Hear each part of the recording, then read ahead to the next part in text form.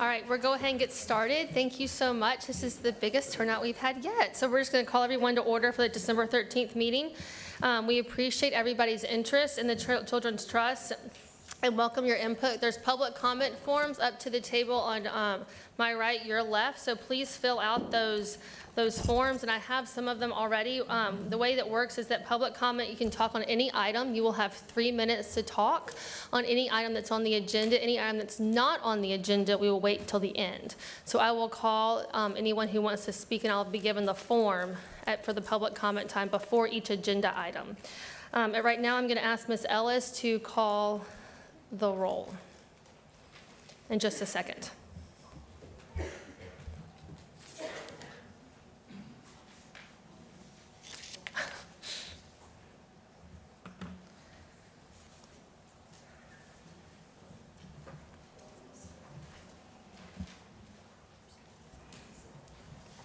Pastor Wesley. Commissioner May. Here. Judge Frederickowitz. Here. Mr. Peden. Here. Ms. White. Here. Ms. Hightower. Present. Mr. Smith. Dr. Smith. Present. Dr. Northup. Here. Ms. Sidoti. Present. And Ms. Woods. Present. All right, thank you. We do have quorum tonight, and this time I will ask Commissioner May to say the Pledge of Allegiance. Thank you, Madam Chair. Please join me in the pledge to our great country. I pledge allegiance to the flag of the United States of America and to the republic for which it stands, one nation, under God, indivisible, with liberty and justice for all. Thank you. Thank you so much. At this time, we're going to move to adopt the agenda. So moved, Madam Chair. Is there a second? Any discussion? All right, hearing no discussion, all in favor of the agenda, say aye. Aye. Any opposed?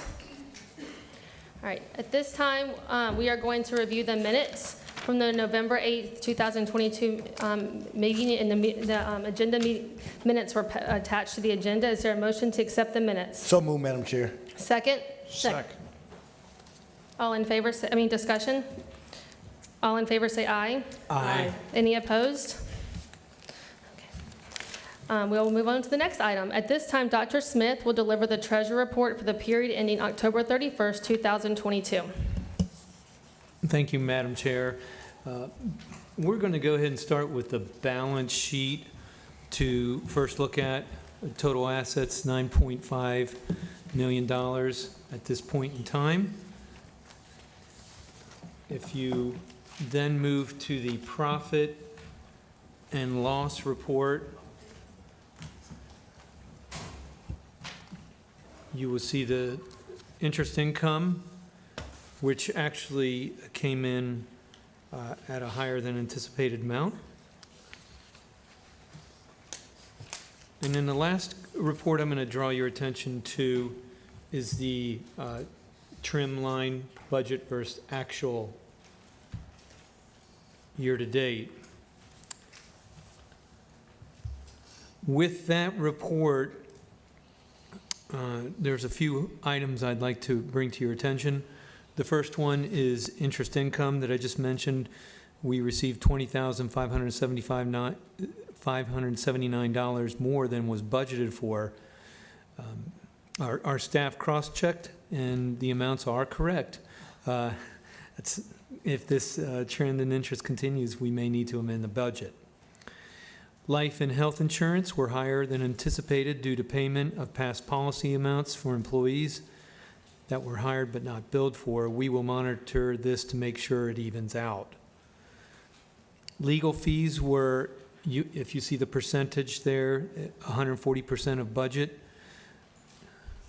And that was related to a bill of $3,000 that needed to be paid.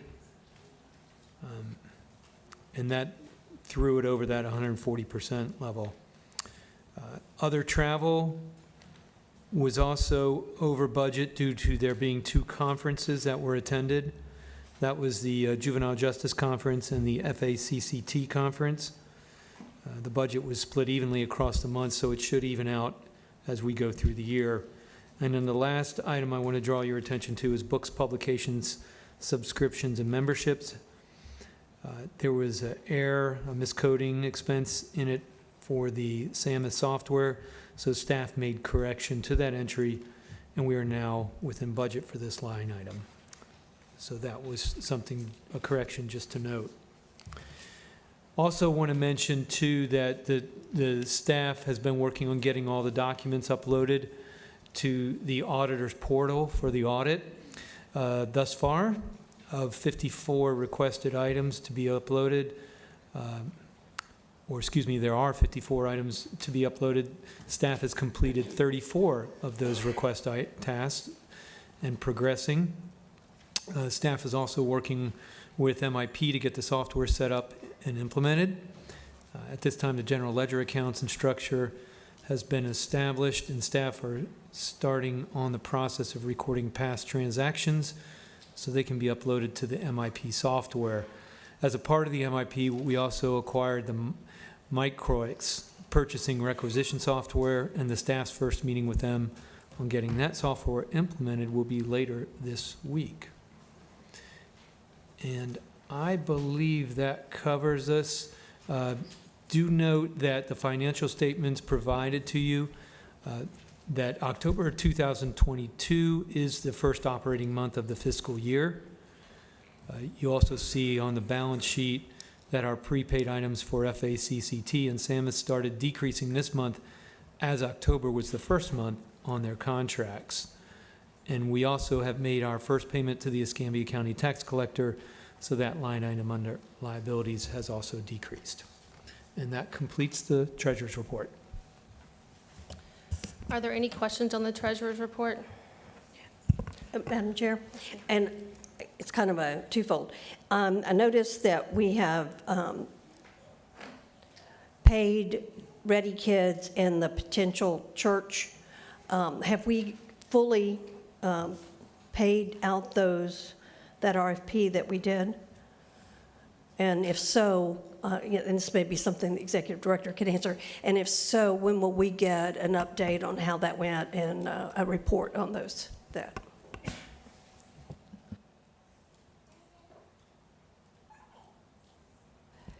Kim's checking something.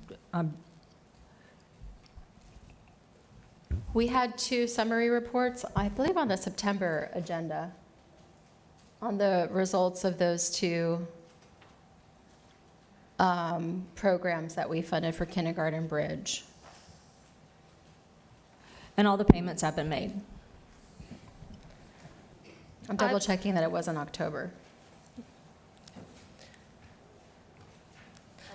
I would like to get an accounting of all the marketing materials and items that we purchased next month, if you don't mind.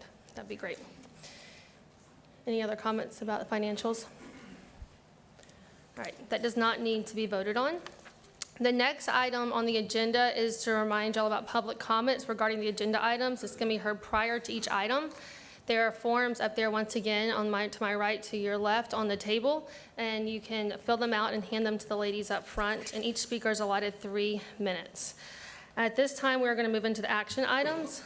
We do have one person, Ms. Pino, who would like to speak as the policy change on approval of policy changes for the first business item. Hi. Hi, thank you. You'll be 3 minutes, and Ms. Ellis will time you. Thank you, Melissa Pino, 413 Southeast Boblets. I'm not sure I want to get this party started, but okay, here we go. I didn't vote for the Children's Trust, and I told everyone I knew not to vote for the Children's Trust. And the reason for that is the agenda this evening, quite frankly. I've held back from commenting. I have been watching the meetings. I've been following everything. I think it's really unfair that the trust and this board caught a lot of flack out of the gate, and I'm sure that was a really difficult thing to deal with. When it did get voted through, I was all in. Prove me wrong. Please make this go, because we need this for our kids. It's $100 million, am I right? Over, is it more than that? 10 million a year? Yeah, but round in there. This isn't what the community asked for. And I doubt it's what any of you wanted to be appointed for.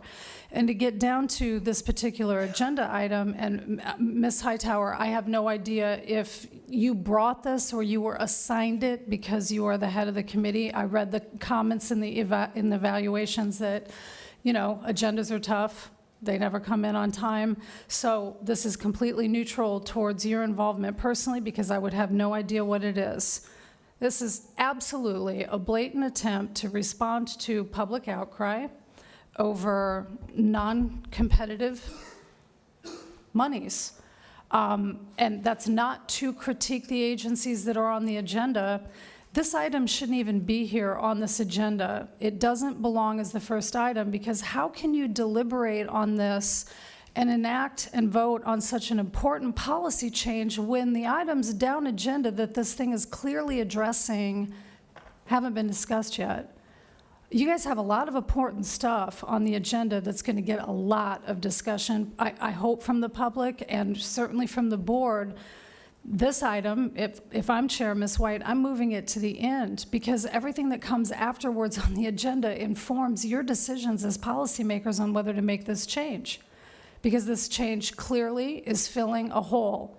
I mean, that's one way to neutralize the now justifiable public concern over how some of these monies are getting doled out, is just to create a policy change that makes it okay. Right? Here's how we're going to handle the fact that we're going to give away money to agencies in a non-competitive way, with staff being the primary facilitators of that.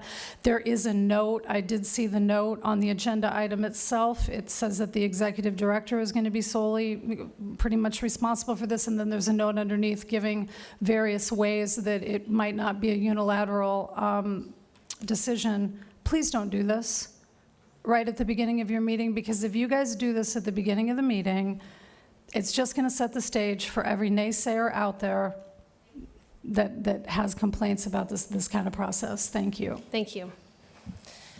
All right, Ms. Hightower? The only item on today for discussion about policy regards scholarships. It is not in reference to anything else. And the intent of this policy was to make it, give an opportunity to people in the community who are working with our children and our families to be able to make an appeal to the board to help them defray cost for attending training activities. It's not related to any of the other items on the board. This was one policy. And we did, and I was trying to make sure that all of the things that the committee talked about got reflected. But one of the most important things was we added the executive committee into the process for evaluation and review of that. It won't solely be the executive director that does so. And that was a recommendation from the committee. All right, is there a second for that? Coming from a committee, it doesn't need a second. Is there any more discussion? All right, all in favor, say aye. Aye. Any opposed, say nay. Any sustained, or, all right, that passes. All right, so that passes. Thank you so much. All right, the next one is consideration of the bylaws changes, and there's a recommendation from the policy committee. Ms. Hightower?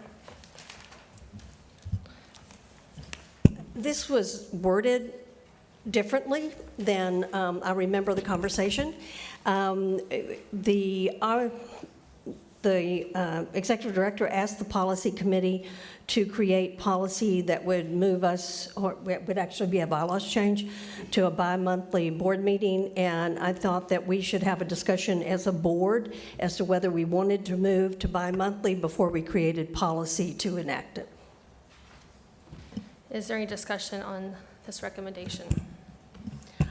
And the main reason I didn't want to discuss it as the policy is because I believe that we're moving to bi-monthly every other month.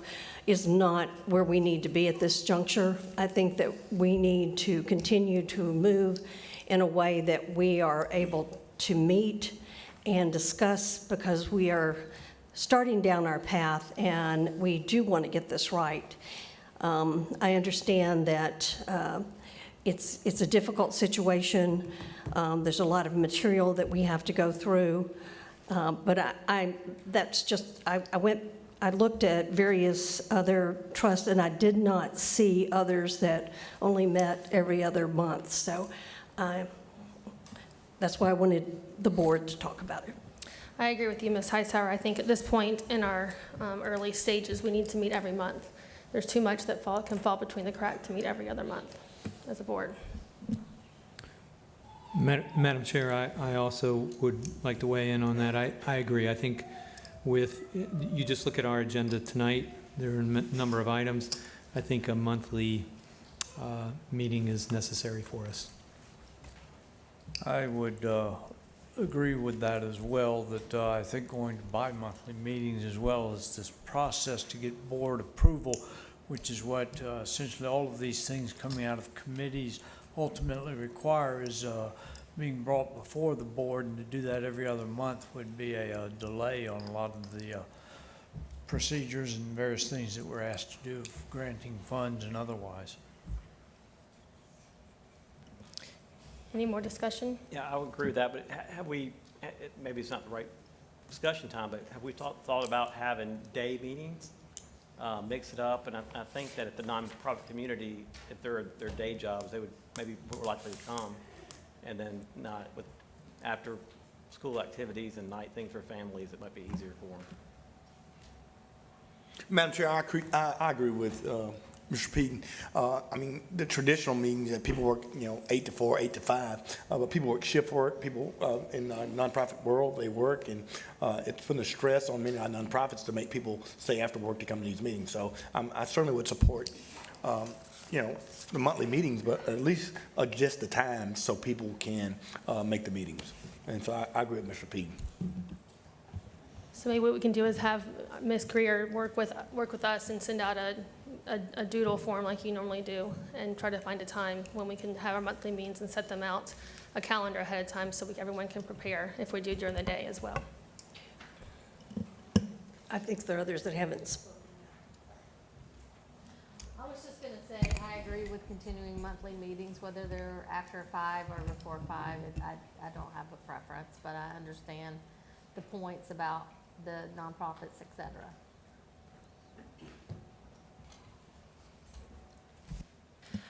My question is, we've got a lot of people sitting here tonight, and I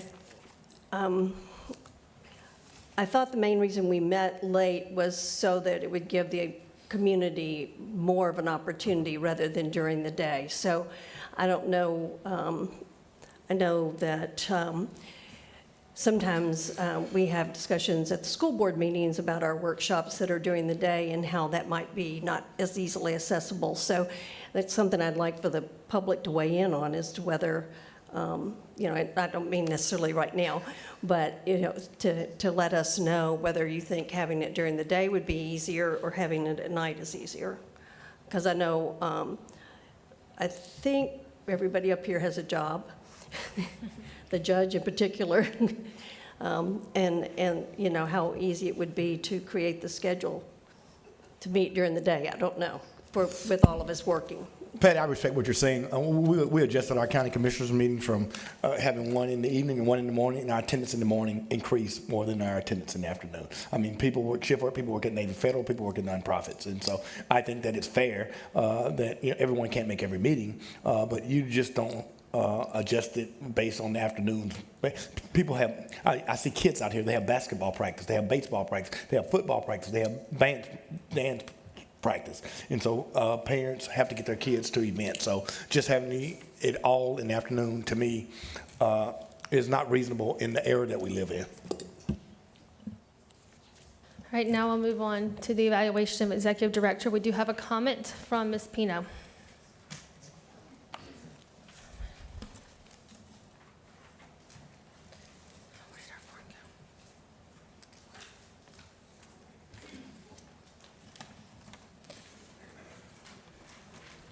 And once again, you have 3 minutes. Thank you. Thank you, Chair White. I've never met the executive director, although I've heard good things. This is nothing about anyone's character or their desire to help, or even, she's got a stellar resume. Was she set up to succeed?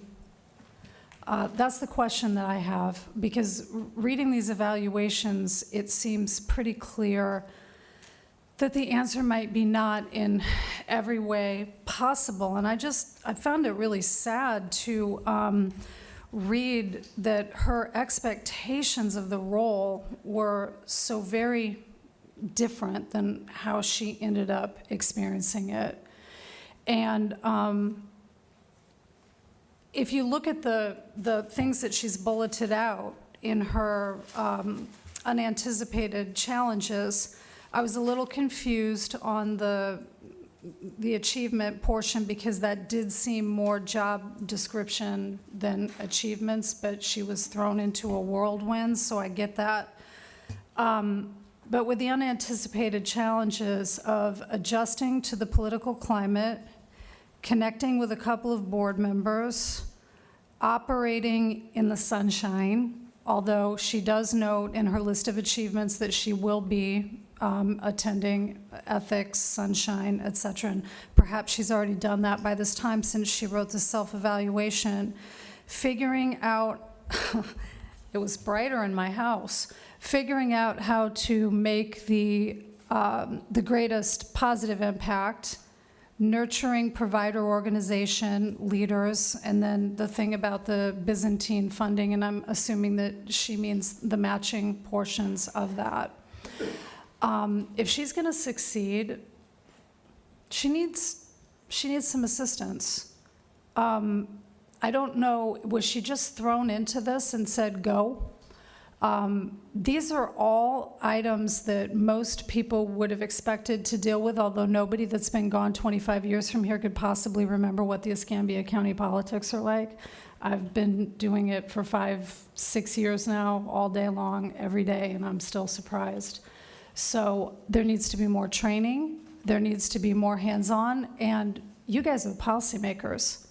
So she's the executive director at the end of the day, but you're the decision makers. And Ms. Hightower, I was particularly, concerned with your evaluation, but I'm not criticizing your evaluation. I think it was helpful, and it's really difficult to do these things in the sunshine, so I empathize with her, but I appreciated your candor. Thank you. Thank you so much. Mr. Peden. Thank you, Madam Chair. The board started the process of the evaluation of the executive director weeks ago.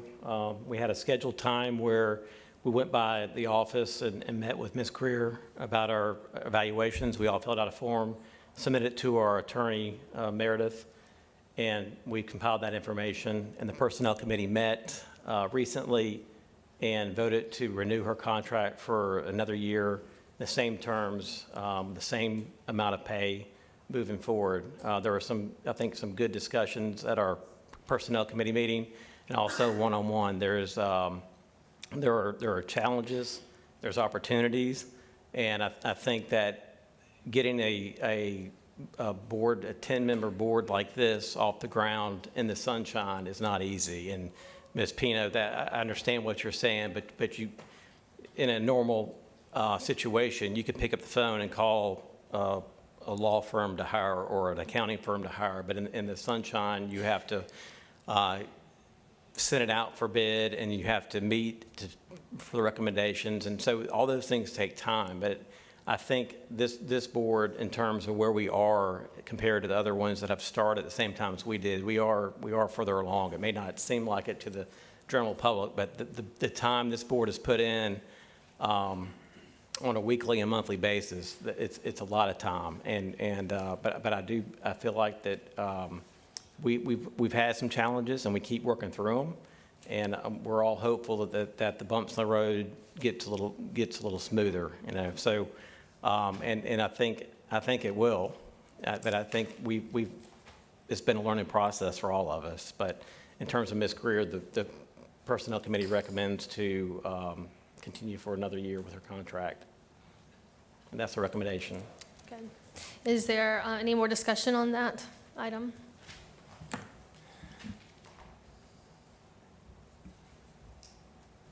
All right.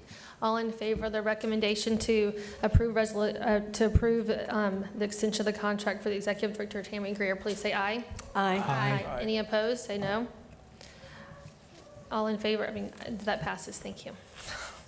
All right, so next is the award of contract in response to the ITB 2022-202 for Conflict Council, and Ms. Greer is going to tell us about that. We received one response to the ITB, but it was from the same group that represents the Children's Services Council of Leon County.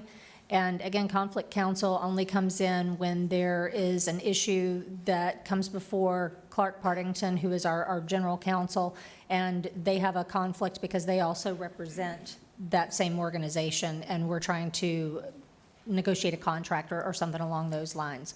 The contract itself that they submitted as part of their response is still with Clark Partington. It has to go through legal review because there were a couple of things in there that they needed to change. It still mentions CSC of Leon County, for example.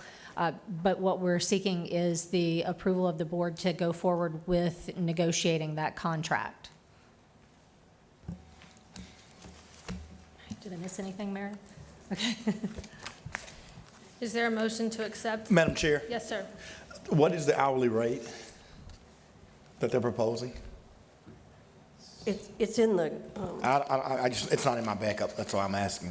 I'm sorry. yeah, If it's there, somebody could tell me. because, yeah, 217. On Was page it 275? I 86, thought it was 275. it's, I just don't have the backup. $2.15 an hour for associates, $75 an hour for paralegals and law clerk. and 275 for $2.75 an the hour for sheriff. certified. If we use- And so, and we had no local respondents to this RFP? No, sir. This is the only response we received. Isn't this the second time we sent it out? First time we didn't get any? We've had it advertised since August. So this is the second time we've sent it out there? I think so. Mayor, do you have any opinion on this? No, I don't have any opinion. Yeah. Well, I mean, and that's fine. I mean, for me, if we send it out twice, is that what we've sent it out twice? 4 times? Okay. All right. Well, I guess no local people want it, huh? Yeah. They don't want to compete with Clark Partington, I guess. All right. Well, I mean, for me, it's Escambia County tax dollars, so I always like to stay local, but if we send it out 4 times, I'm good with it, Madam Chair. Is there a motion to approve this? Okay. Okay, you make a motion to approve the conflict counsel, Brian Miller Olive. Is there a second? Second. Madam Chair, Yes, sir. just for discussion, how does these rates compare to what Clark Partington is charging per hour? They're slightly higher. We charge a reduced rate of $2.50 an hour for our services to the trust. All right, thank you. They're kind of in line with what we charge, with what our outside counsel that we do contracts with at the school board, so. But my question was, and I called Ms. Bush on this because I wanted to be clear, because as I read the contract, it looked like they were doing more services than just being our conflict counsel. So that was when I found out she had not seen the contract at that point. So I want to reiterate that any contract needs to be reviewed by our legal staff prior to it coming to us. But I understand this was just to start the negotiation, so. So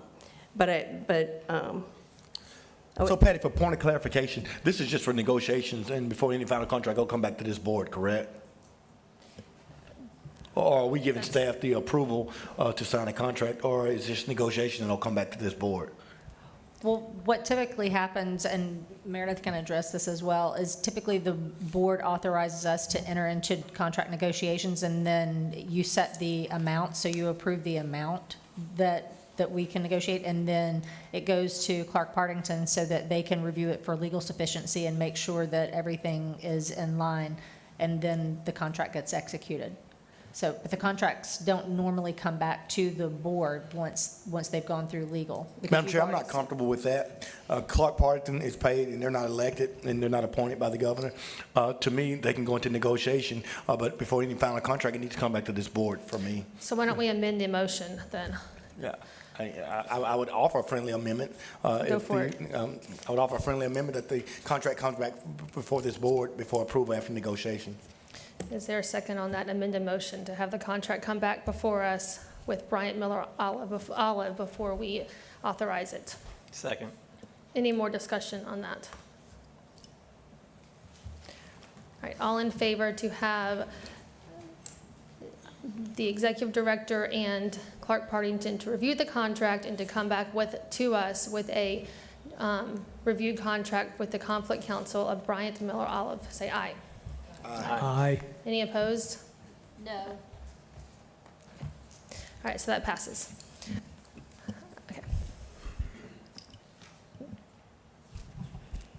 So in terms of policy, do we need to take it back to the policy committee to discuss all contracts? No, that wasn't my for the intention. board? It was just my intention for the board to approve it after Clark Partington approves it, just because we are the board. Okay, but do you want that to happen with all contracts? Do you want to see? I mean, I'm not dealing with all contracts, but for this one, I certainly, for legal conflict counsel. Okay, just wanted to see if it needed to go back to Okay, policy. no. So, thank you. No, it's fine. Okay. At this time, we are going to go to our program, part of the agenda. The first one is the award of grants in response to out-of-school time solicitation. I want to first thank the Grants Committee. We have several members from the community who volunteered to review all 37, and if you were in the audience or in the seats, thank you so much for doing that, and you could just wave your hand and say thank you. We appreciate your help for doing that. So it took a lot of time. I have all of these that everyone gets to speak for 3 minutes, and I'm just going to call them as they were handed to me. So there's no specific order, and they're going to come. I'm just going to call them as they were handed to me. And Ms. Ellis is going to give you 3 minutes. Okay. So the first is Ms. Hamilton, LaWanda Hamilton, who's representing C.A. Weiss Elementary's Community Partnership School. I came in last, I get to go first. Okay, this my time start? Okay. I'm here to represent the C.A. Weiss Community Partnership School to let you know a little bit about the SEL Academy. They offer the STEM activities, tutoring, mentoring, health and nutrition, and develop social skills. The SEL program gives children grades kindergarten through 5th grade the opportunity to develop interests, showcase talents in a positive environment, understand character development traits, and how they help determine who they will become. We also offer programs such as parent literacy, computer workforce preparation, and enrichment classes. The SEL program at Weiss gives students a safe environment for learning and participating in a variety of enrichment classes that are less likely to be found in surrounding school programs and even child care centers. The summer program assists with reinforcement of prior learning and foundations for the upcoming school year. Students have the opportunity to receive individualized assistance focused on test scores improvement, and unfortunately, this program is only available to 75 children, which we would like to increase to be able to serve 100 children. With the support of the Escambia Trust, the SEL program will be able to increase capacity of the children served during summer and after-school terms, offer more variety of enrichment classes, expand services offered to parents. With the inflation of services in the economy, it sometimes weighs on programs like ours that rely on donations, sponsorships, and volunteers. So we ask for your partnership in helping support the SEL program at C.A. Weiss Elementary School Partnership. I have 6 children who attended C.A. Weiss and 4 who are currently enrolled in the SEL program, and it gives me the opportunity to be more available with my work schedule, knowing that my children have a safe place and that they're being cared for. Thank you. Thank you so much. Our next speaker is Mr. Wade.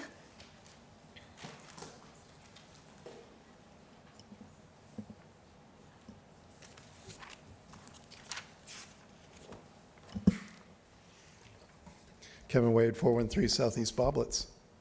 Step on a crack and break your mother's back, right? sometimes that really seems to apply. Filling the meetings and getting things out there as fast as possible. Sometimes, you know, we believed we were voting for the right thing. We know you all came to this board because you wanted to do the right thing. And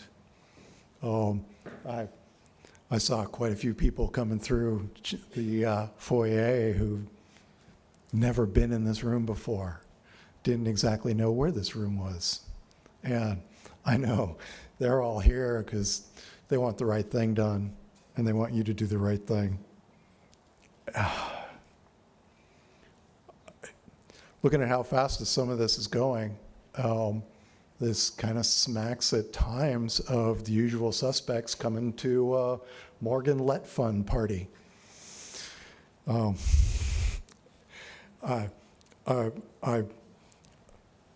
I love some of these initiatives, and there's a few that I look at and I'm just going, really, is this doing the right thing? Like over on the west side, there's quite a few neighborhoods that don't appear that they're going to be represented. And if this is a children's trust, I want to trust that this is doing the right thing. And anyways, kick it. Thank you. Thank you. Next, we have Ms. McIntosh. Or Mr. McIntosh, I'm sorry. Jenny McIntosh. Jerry McIntosh. Sorry.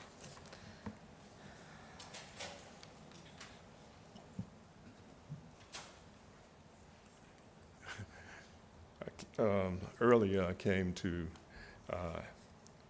ask for the opening of, before we looked at the agenda, before we got the agenda, everything that we was about to ask for is already on here. And it says the Board of Directors of the Trust does hereby authorize the Executive Director to enter negotiation of a contract to approve. We was going to ask for a non-solicited proposal, but you already got that, so I'll wait for Rodney Jones.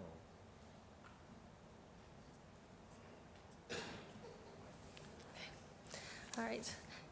Next, we have Mr. Jones with New World Believers.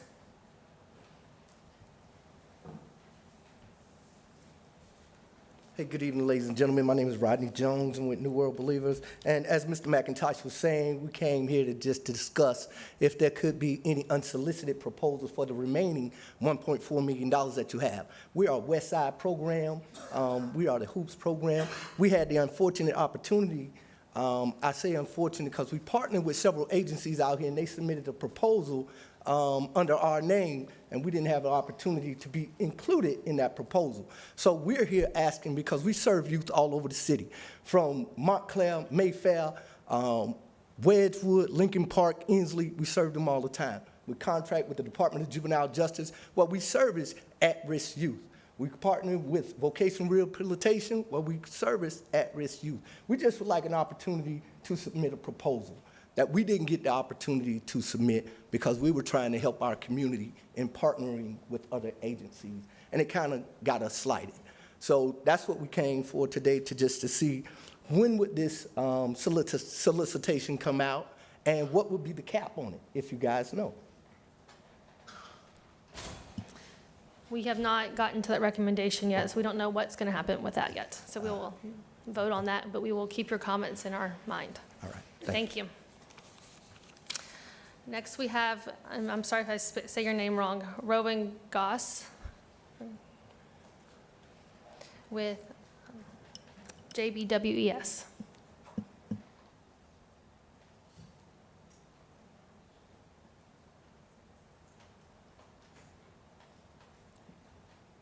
And Rowan is just speaking in regards to an appeal to a decision that was made in funding for JBWS.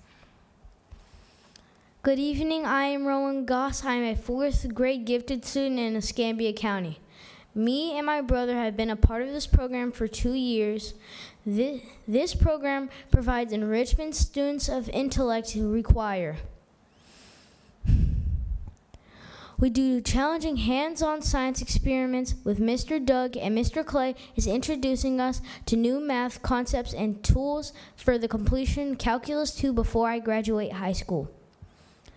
In fact, my brother, who is completing algebra at 12, takes advantage of everything this program has to offer and excels academically. Many people believe that the aim of this program is travel basketball, but what they don't know, every time we go somewhere, we always have education in mind. We always go to a historical site for educational tours. We have been to the Lorraine Motel, the Civil Rights Museum, and the Dealey Plaza. That is just to name a few of them. If you are unfamiliar with any of these places, feel free to join tutoring with our social studies tutor, Coach Washington, and Miss Goss will be more than happy to give you enrichment as well. That's why we are here. We need the grant to provide more students opportunities. The reality is that this program is a good supplement for current educational systems. This community desperately wants to see the next generation succeed, and that's why JBWES is here to answer their call. Thank you so much, buddy.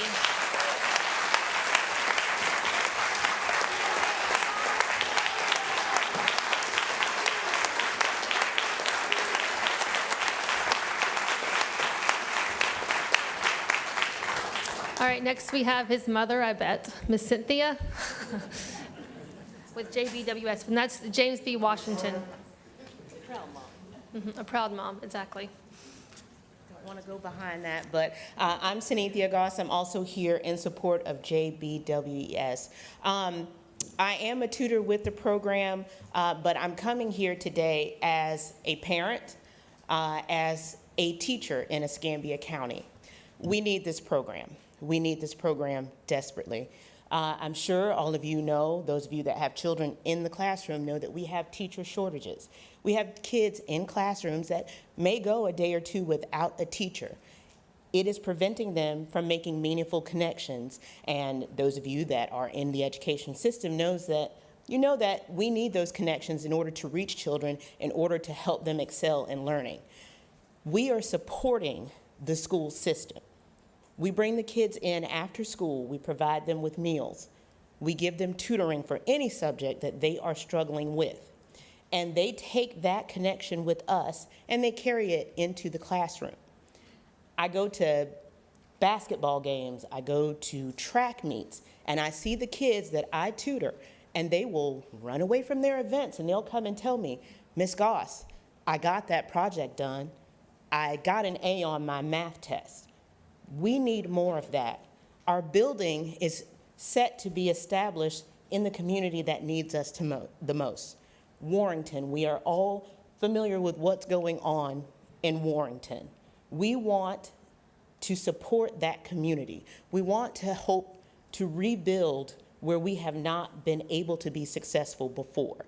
And we really hope that you all are able to reconsider that funding, or perhaps take a look at the remaining amount and consider JBWES. Thank you so much.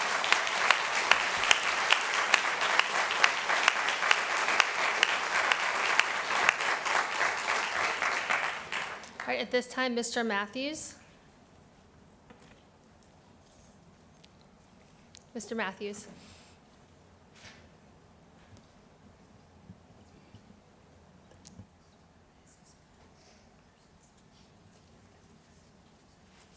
Sam Matthews, 5420 Limestone Road, Pensacola, Florida, 32504.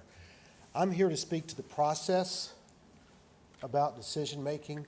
I was one of the reviewers that read all 37 proposals. I've written federal proposals. I've gotten outside funding and been evaluated with a really tough criterion. But I think the taxpayers of this county and the kids, many of whom are probably up past their bedtime or will be, deserve the best we can produce. So evaluating these proposals against a set of standards, particularly looking at how outcomes were going to be measured, is what I did. And it was fair and unbiased from my perspective. I've done that a lot of years. So I just want to say that the process has been fair, evaluated objectively, and I think the strategies that we used will serve the children unbiased with no prejudice. So I trust that you believe in the process, and I don't mind reading more. I'm a geek. I like to read proposals. I taught statistics in UWF, so I'm that guy. But I only do it because the best is what we need to give these kids. Thank you.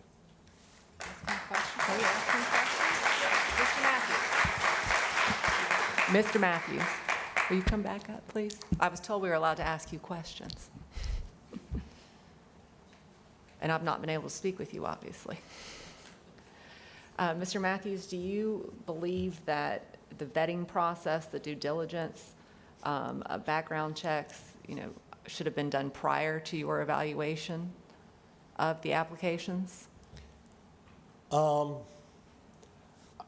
That's above my pay grade. Well, I mean, obviously, if you knew that some of these entities potentially have filed bankruptcy multiple times or are currently being sued, those kind of things, I mean, don't you think that would have changed the way you viewed My the job applicants? was to review the design, the measures, the capacity of the people mentioned in the proposals. I was not asked to go do financial Right. backgrounds. I appreciate Yeah, that. so So you just took the four corners and whatever the four corners represented is how you decided what to do? Yep. Okay, thank you. Sure. Sam, being that you were my faculty advisor and my statistics teacher, a quick question: were all of the evaluators present when you did the evaluations? I don't know. You don't know. I think so. You think so?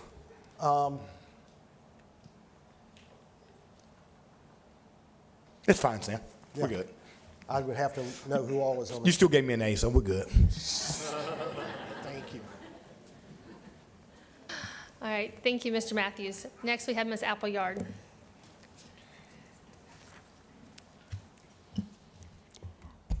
I'm here to encourage you not to accept the funding recommendation as presented. We're all anxious to get the money working, but it's critical that it be done well. These are tax dollars, not discretionary donations. We're in this for the long haul, and we have to get it right.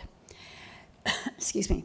I don't know how many responses were expected when issuing a 3-year funding opportunity, but to make these decisions quickly without a chance for clarifications is a mistake and has long-term implications. As things are laid out now, there's not another opportunity for out-of-school time funding for 3 years. As you can see from the spreadsheet notes, reviewers did have questions. Line items like transportation, building renovations, partnerships and collaborations were treated inconsistently. There were many questions and conflicting information.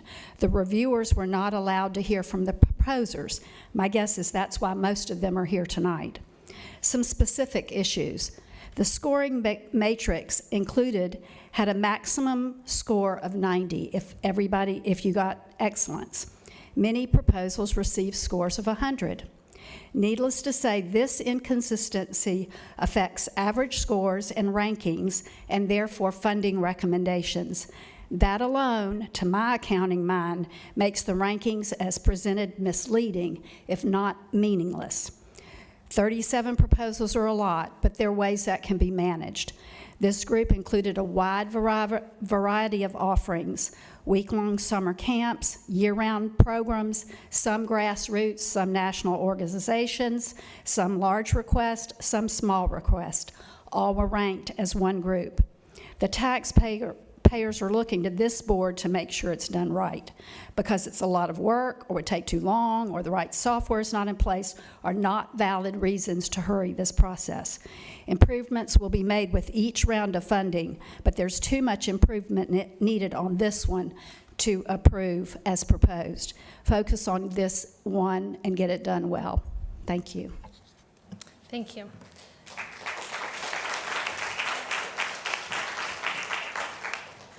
Next, we have Mr. Doug Heathworth with a tutor for James B. Washington. I'm sorry if I mispronounced your name.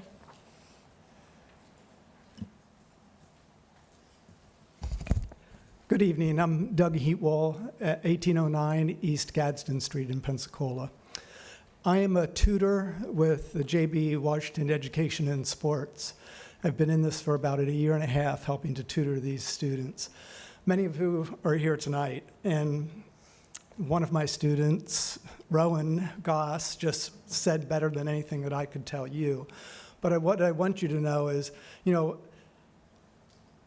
helping at-risk youth is more than just providing them good activities to keep them occupied after school or before school, but also to provide them academic tutoring, to provide them good role models and help them to see what skills they need to develop to be productive adults. They need to have adults around them that know that they care about them. And we give these students our love and our care, and as well as showing them what it takes to succeed in the world.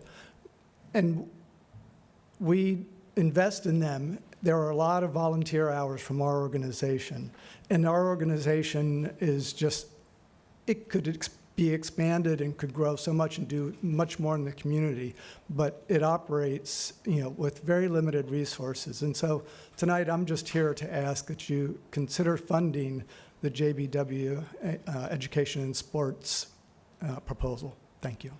Thank you so much.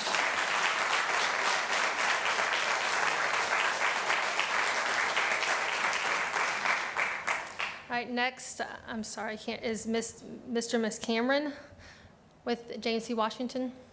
Mr. Cameron.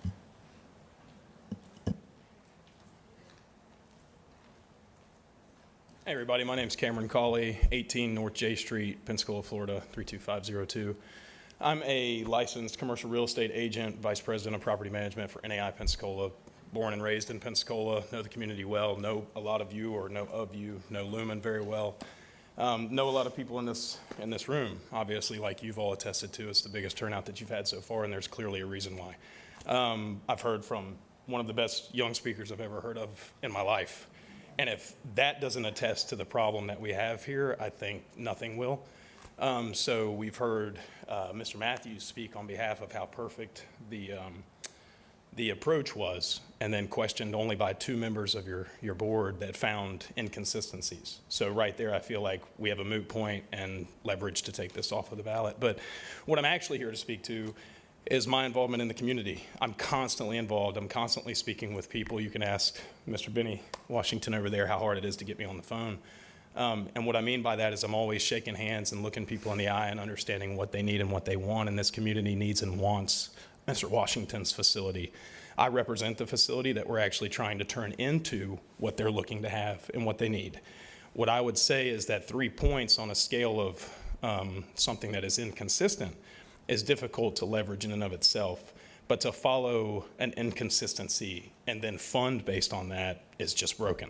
So what I would ask for you is to follow what they're asking for and to at least reevaluate the approach, the process, and understand it a little bit better, because what we're trying to do is facilitate something for community in Warrington and in the surrounding community, because Mr. Washington doesn't just pull from the west side, folks. He pulls from the north, he pulls from the east, he pulls all the way from Walton and Okaloosa County.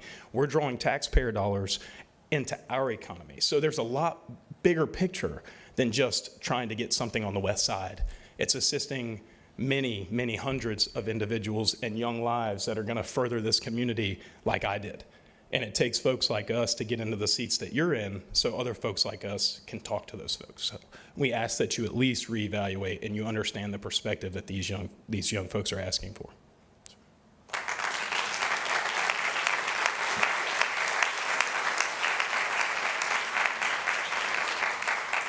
All right, next we have Mr. Clay with James C. Washington.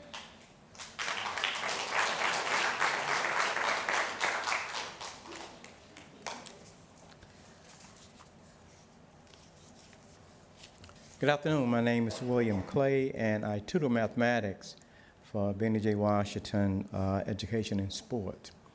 And looking at your report of the organization that have been awarded, it brought back to my mind what exactly the evaluation and assessment of the RFPs. If you're looking at the evaluation and assessments of the RFP as far as businesses, then what you're looking at missing the whole concept of the word need. Need is based on people, not businesses. And we look at the kids that we have here, how we work with them. They come in, when they hit our door every day, they are challenged mathematically. They know that. Little Rowan, when he has a mathematical problem, the first thing all of those young students do, I have a math problem. You know what I do with them? Put them on the board. Don't tell me what you have. Let me see what you're doing right or wrong, any inconsistency. What did the teacher tell you? That is our approach toward it. So, in looking at the assessment and criterion of the RFPs, I am looking at whether the demographics of the business is being evaluated versus the demographics of the student or children that are being evaluated.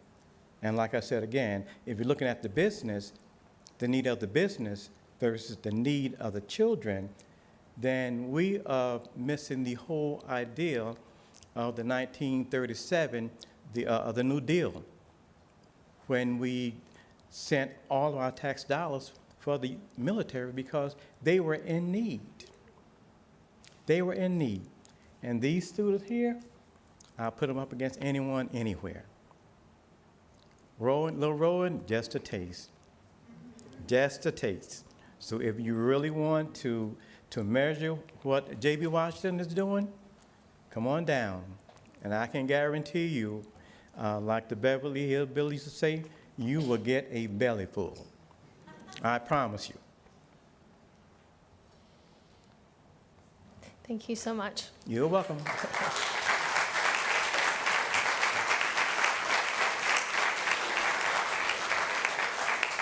All right, Ms. Celestine Lewis.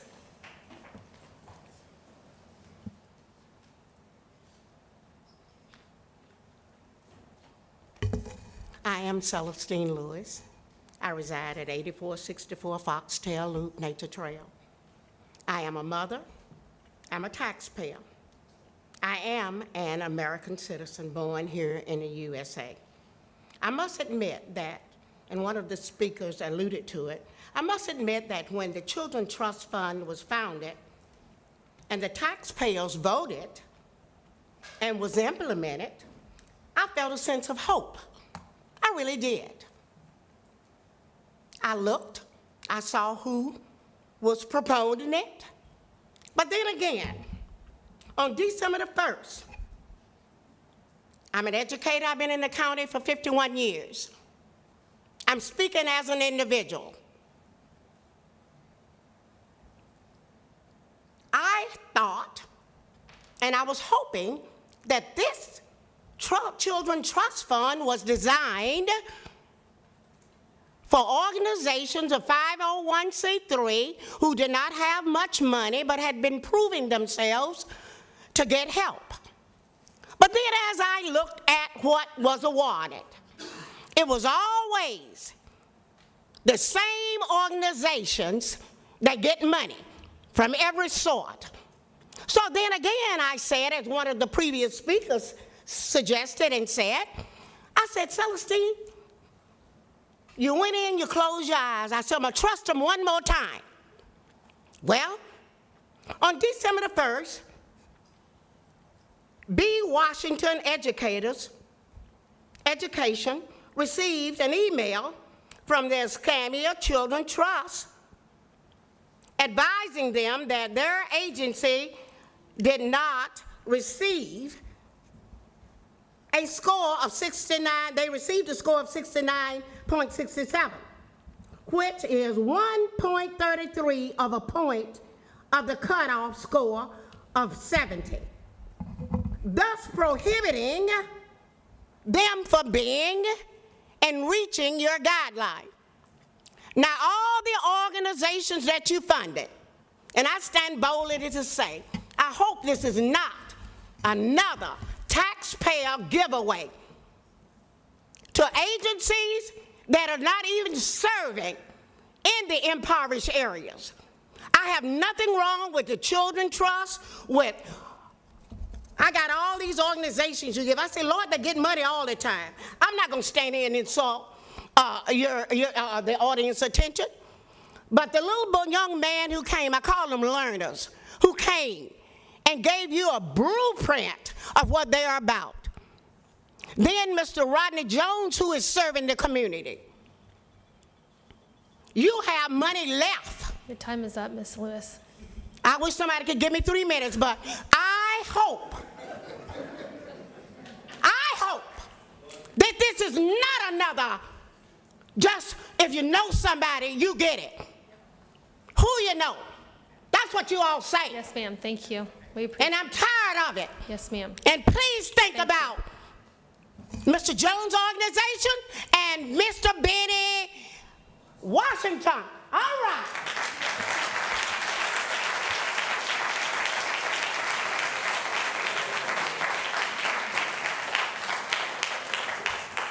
All right, Ms. Kiera Lewis.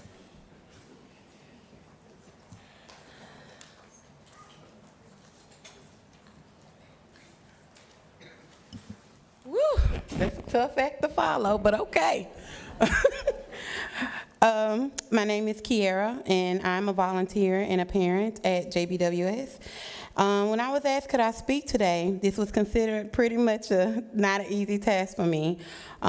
This funding would not just be instrumental for these kids, but for a community as a whole. I know how important numbers are when it comes to this, so I'm gonna jump right into it. Statistically, minorities in poverty tend to get lower grades, and their dropout rate is a 67% chance when there's a single-parent household. Children who live below the poverty line with no extracurricular activities are 75% more to join the school-to-jail pipeline. This is an unfortunate but a harsh truth. Did I also mention that these single-parent homes are likely to have a parent with no formal education with a 43% chance of being a high school dropout, not including the statistic of one parent most likely being incarcerated. The child is 6 more times likely to be incarcerated also. In each of these statistics, I see my children and others that are below the poverty line that came from a single-parent home or a father being incarcerated. But because that is the statistic for me, doesn't mean I have to reside there. I am a graduate of Pensacola State College. My child Naya, who has a 4.0 grade average, and my other daughter Jerry, who has a 3.8 grade average, thrive in this academics and also athletically. I thrive because of this program. I am able to do an internship with the Escambia County School District because of this program.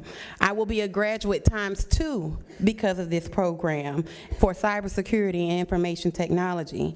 These accomplishments would not be able to be done without this program. And I know you ask why and how, but After School Care by Coach Washington provides my kids with the tutoring, the transportation. They are there for me when I cannot be there for myself. All the way to even his wife, Sheila Washington, cooking meals for kids who may not be able to have a meal at their own home. This program also has teachers like Sanithia, who you just seen, a teacher that is not paid nearly enough, who helps my children with their projects. This is not just a program, this is my village. If you are with Washington's program, stand up for me, please. This is just not community, this is family, this is village, this is work, this is community. The fact that we need these dollars not just because of a quick fix. This is longevity. He is breaking generational curses. I am supposed to be a statistic. I'm a single mother, and I am able to thrive because of this program, because they do what they have to do for my kids. When I look, it's not just West Side, it's Lincoln Park, it's Uptown, it's Truman Arms, it's Montclair. We come as a family, as a village. So I hope when you guys reconsider this, Thank you. and everyone, Thank you, Ms. Lewis. that you think about it twice. Thank you so much.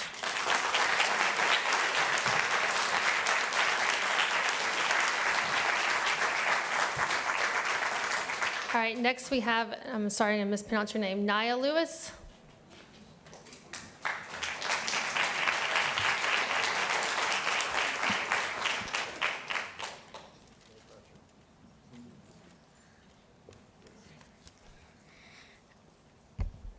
Good evening. My name is Nia Lewis. I am a 5th grade student in Escambia County School District. I have been a part of JBWES for several years. I have been able to take advantage of opportunities that would be typically out of reach for me and my sister. We are provided tutoring at no charge, which has allowed me to maintain a stellar GPA. Over the summer, we participate in the Summer Slide Provision Program that aims to prevent the loss of academic skills over school break. We focus on math, social studies, science, and language arts. This program has provided consistency in education that is not necessarily available in school. With teacher shortages, myself and peers have had to struggle to succeed in the face growing class ensures that growing class sizes and unmanageable behaviors. This program ensures that I have an opportunity to succeed. Securing this grant will allow for the expansion of the program's physical space and staff, enabling more students to conquer their obstacles to success. Thank you. Thank you.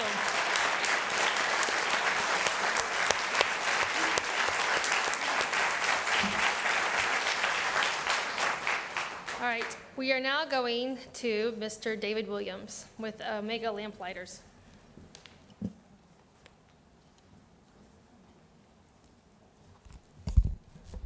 And thank you.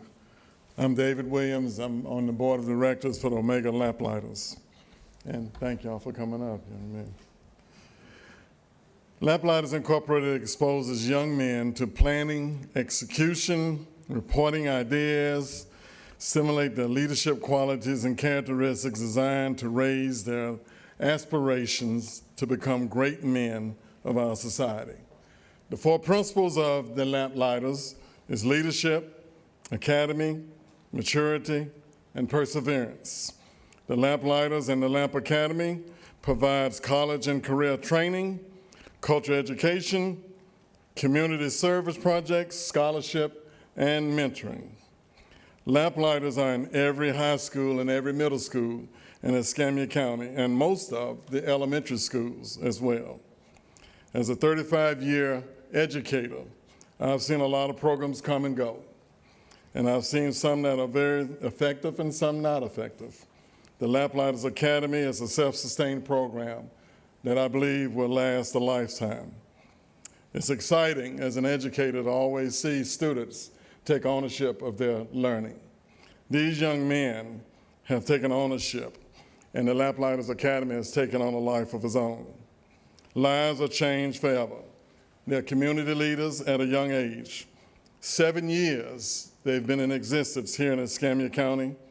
The Lamplighter changes lives forever, and it changes the direction of our young men.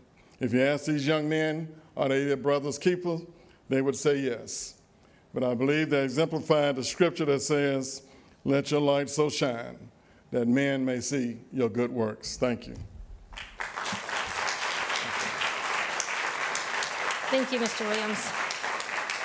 Next, we have Mr. Paul Edwards with New World Believers.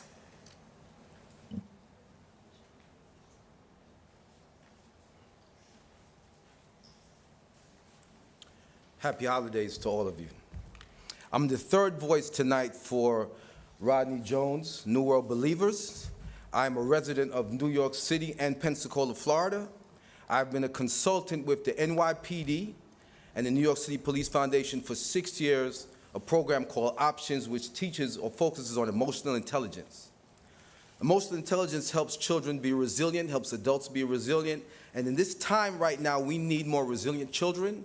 We need more resilient adults. And I was able to capture the ear of NYPD and the New York City Police Foundation because of the work that New World Believers does in Escambia County. So what I've been working on with Rodney is a partnership with 2 jurisdictions, considering all that we've all been through since COVID. The anxiety rate amongst children is higher than it's ever been. The suicide rate amongst children of color is high. So these jurisdictions, considering that it's affecting all of us, need to come together, and that's what I've been doing with NYPD and Rodney Jones's organization. So this is just my appeal, a third appeal for New World Believers to, disperse some of this money and spread the love, that's all, okay? Thank you. Happy holidays to you all. Thank you so much. All right, next we have Mr. Washington.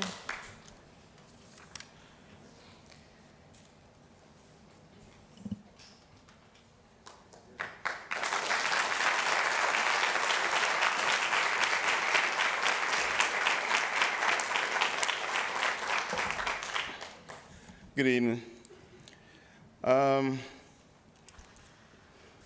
I just want to say,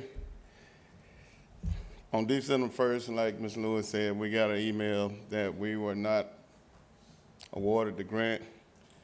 There's some things we would like for you to reconsider. We had a 69.67. That's 0.3 of a point. Now, I taught 25 years, okay? 69.67. Anybody in education, you round that up to a 7, okay? So I just want to say that. And secondly, I think it was largely due to a discrepancy that some of the committee members didn't understand. They said that we were purchasing a building, but we were expanding a building. The building was already donated. So we were expanding a building. And it's also seemed like it started out at a 64, so we had the 64. Then they said in the discussion, well, anything below a 69. Well, we were above 69, 60.67. My kids over here, our program, they know that's higher. So then it go to a 70. So it kind of feel like, it just seemed like something don't feel right to me. So I'm glad they came out, they showed up. Okay, we are doing what we saying we're gonna do. You said we want at-risk youth? I thought this grant was about at-risk youth in the underserved community, all right? But we have a plethora of kids from all walks of life, all right? And if it's for at-risk youth, and then District 3, I know they voted very heavily, about 90%, to get this proved and get it done. Everybody not working with at-risk youth. The other thing is, that things were not perfect, as the gentleman stated earlier. All right, number one, it appears to me when we went to the workshops, they told us we need to have 20 pages, and you can have 2 pages for the addendum and the appendix. So it should be 20 to 22, 23 pages. I'm looking at the people that were approving. I'm not knocking on them because God knows they deserve the money too, but I got to fight for our program, okay? 25 pages, 30 pages, 35, 40, 39, 27. So if they really read the grant, they would have seen that these people did not follow the guidelines that you put there. And that's number one. Number two, I'm seeing people getting money from out of state, out of county, okay? And this said in section, I know that time running on, just hold on. According to section 3.4, introduction, page 6, the RFP outlined the target population for the purpose of the RFP for the OST is limited to Escambia County only. So, that's the bill? Mr. Washington, yes, sir. Oh, well, I want to close the appreciate statement. All right, your comments. Thank you I so just much. want to say that disclosure thing, people voted that should have been recused. They should have been recused. They voted for organizations that they support, and I felt like that was not fair either. Thank you, Mr. Washington.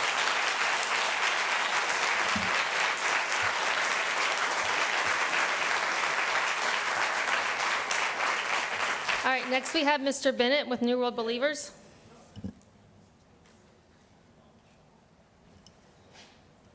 Ellison Bennett. He left, okay. We will not have Mr. Bennett then. Next, you'll have Mr. Carlos Burton.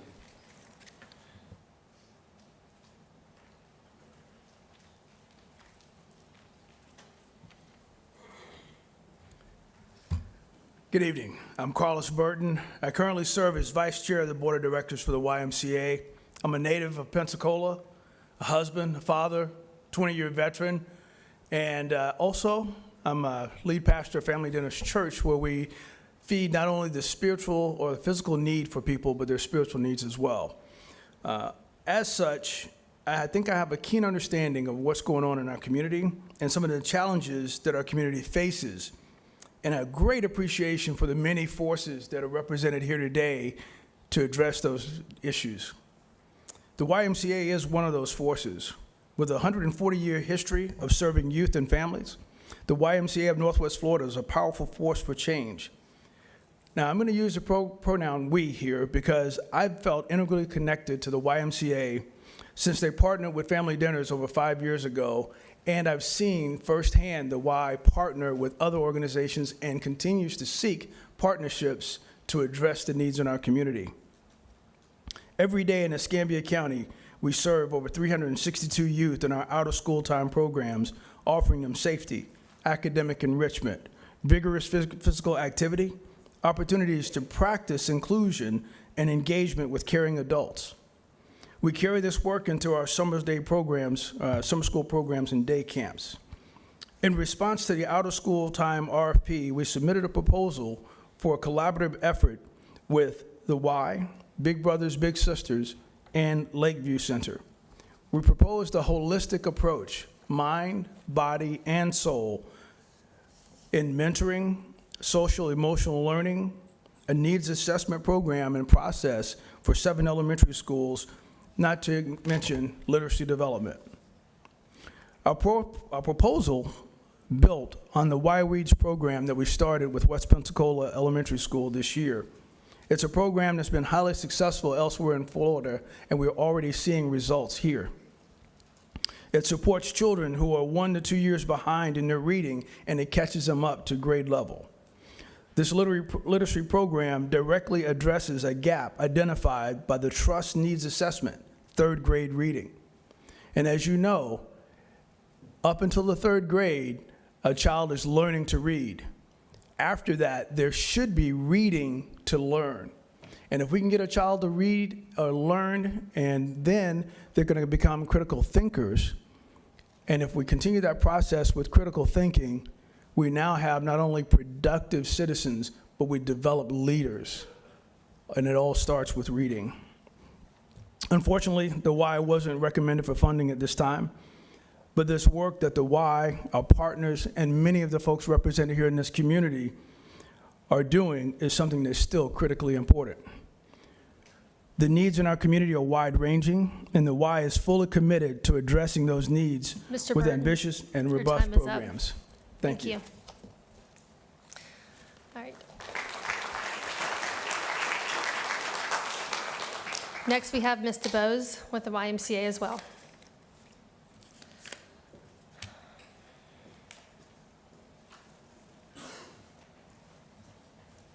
Good evening. My name is Jody DeBose. I am the chair of the board for the YMCA.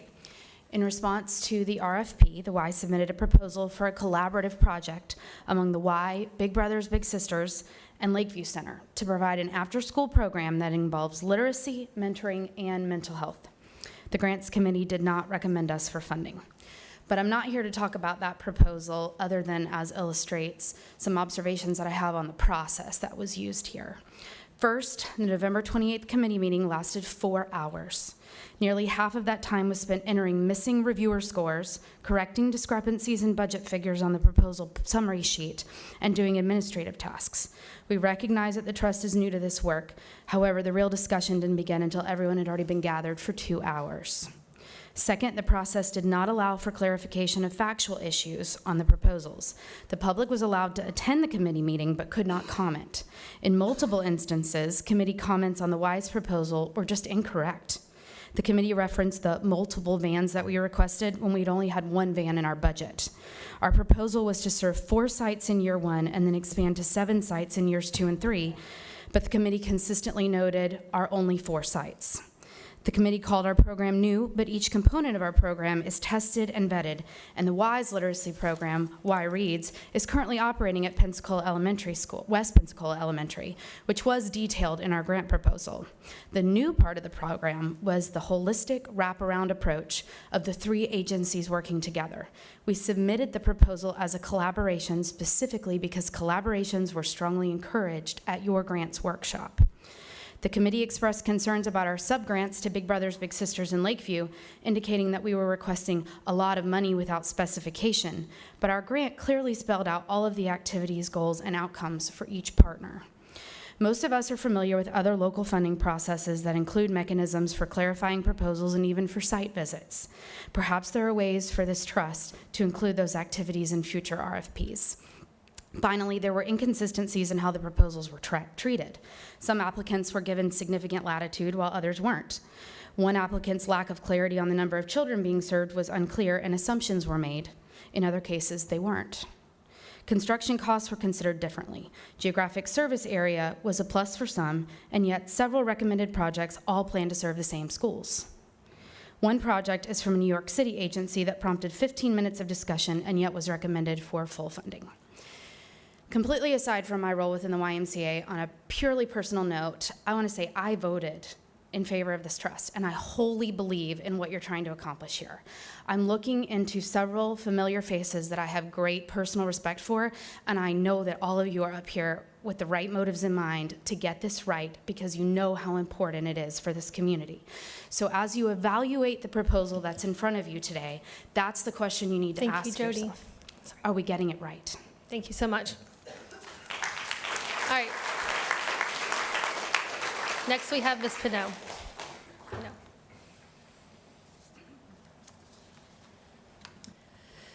Thank you, Chair White. Melissa Pino, 413 Southeast Boblets. I'm going to read from the state statute that governs the Children's Trust activities, 125.901, Children's Services Number 8.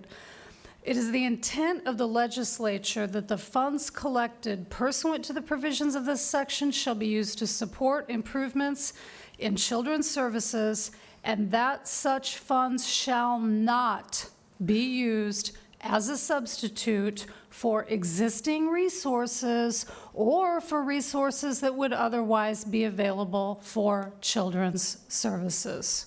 So, y'all have a question to ask yourselves is, are you going to fund those children, or are you going to toss $500,000 to the city Parks and Rec Department? I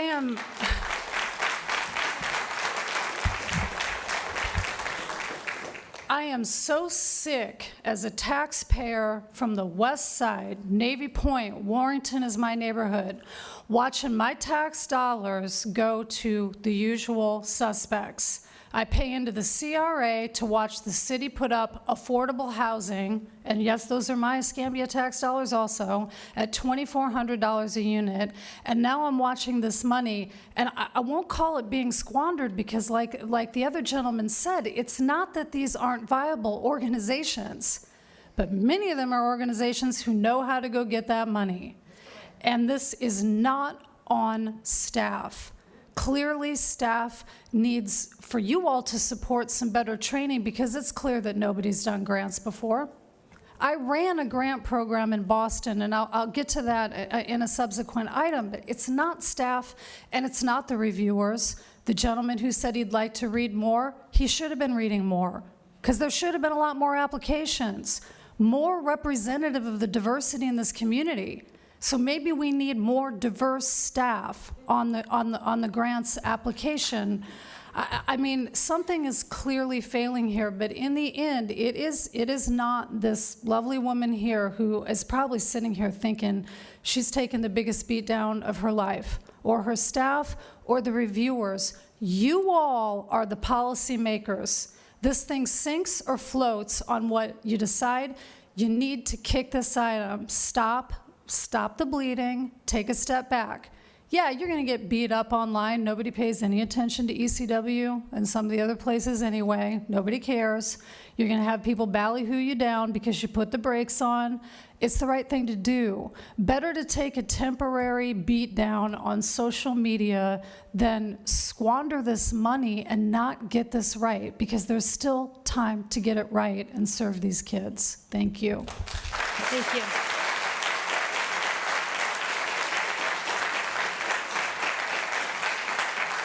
All right, last but not least is Ms. Fairchild with Chain Reaction. Hi, I'm Kristen Fairchild, 29 Galt Road, Pensacola, Florida. We actually, I think, skinned by 71 points and are up for funding. And obviously, you could look at the scoring sheets and see there were lots of discrepancies, and I've listened to everyone here tonight. I've been on their sides. There are lots of great programs. I founded the organization 20 years ago on zero money, and we still have zero money as a whopping $140,000 with 3 staff. We serve 300 kids. This grant will allow us to serve 650. Our county money was paused to see if we would get this money, which I know was read before. We put probably over 100 hours into applying for this grant. So as you go to make your decisions, and if it's just rescoring, it's a lot of time and energy. So look at not dragging it out 3 or 4 more months. So I don't know if the proposals, because it took a tremendous amount, it was very thorough. I think what I hear was the scoring itself was where a lot of the discrepancies came in. But again, as nonprofits, that again, with this, implementing something in January versus March, especially if you're going in the schools, makes a big difference. So I know it's the Christmas season, but if you were able to, as a board, review them quickly and look at what that is, instead of it taking a lot more months, it definitely impacts a lot of us smaller nonprofits. Thank you. Thank you so much. All right.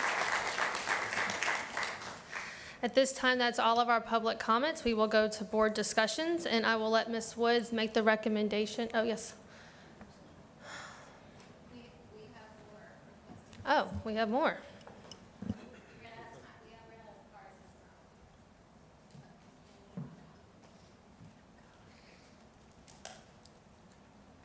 Good evening.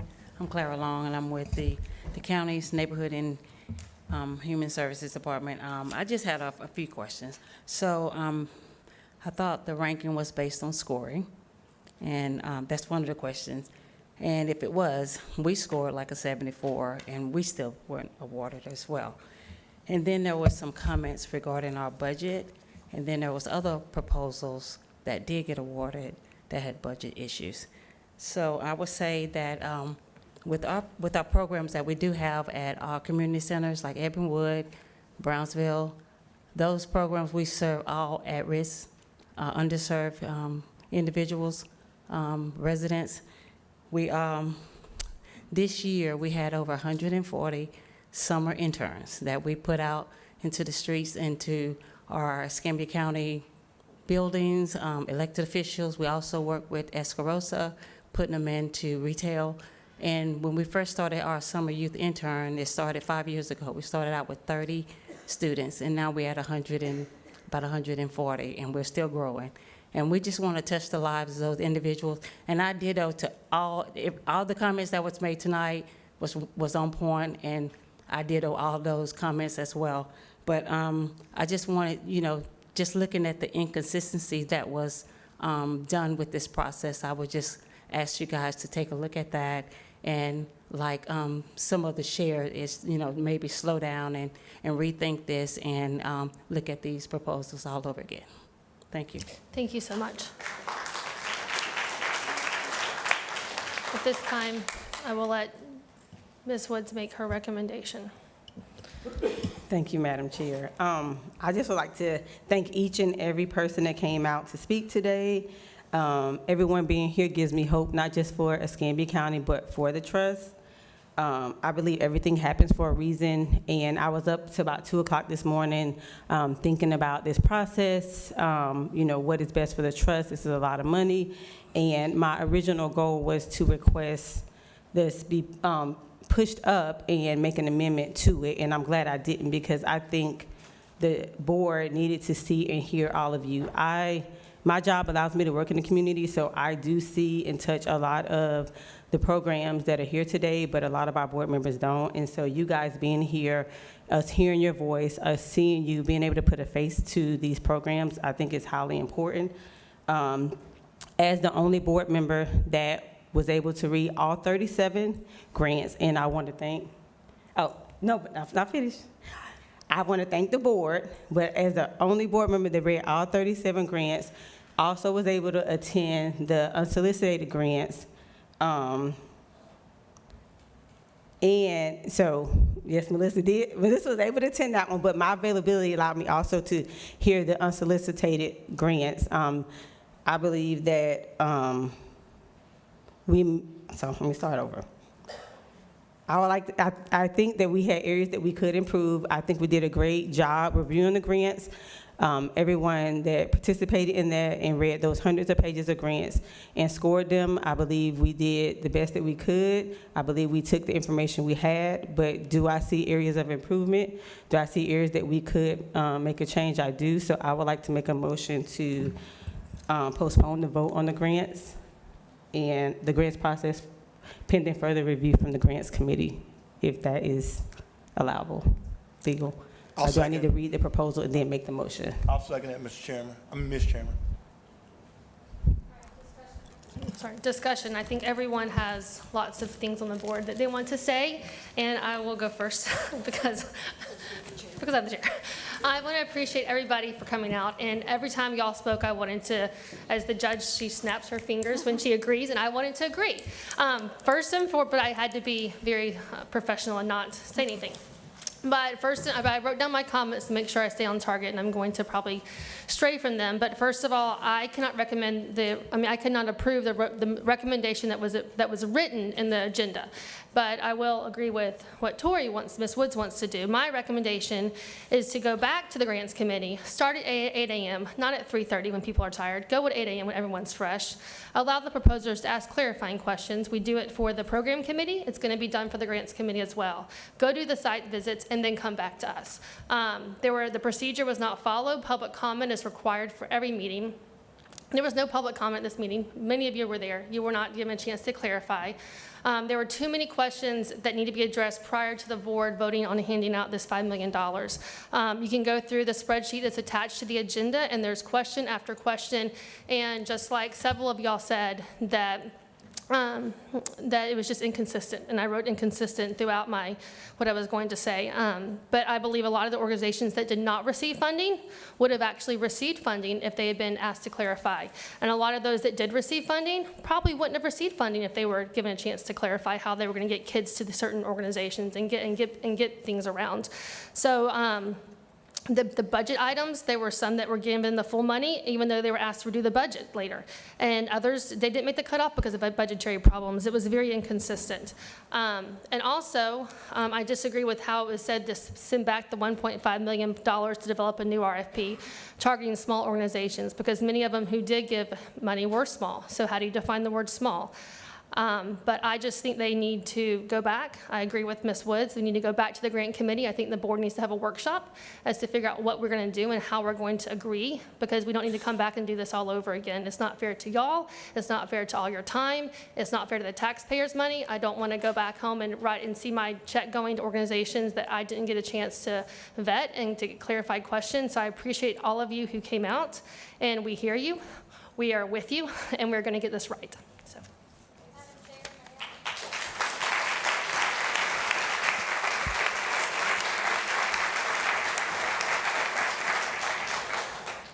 I was on this review committee, and I stand by my scores and in regard to how they were scored. A couple things, a point of clarification. The policy said we may allow for public comment. It doesn't say that we shall allow for public comment. So maybe that is something we need to take back to the policy committee if we want to do that. I was in that 4-hour meeting. I read all 37 proposals. I would like to say there are a couple of proposals. If we just decided just to choose those 3, they account for over 46% of the budget, which would eliminate a whole lot of the other ones that we have listed here.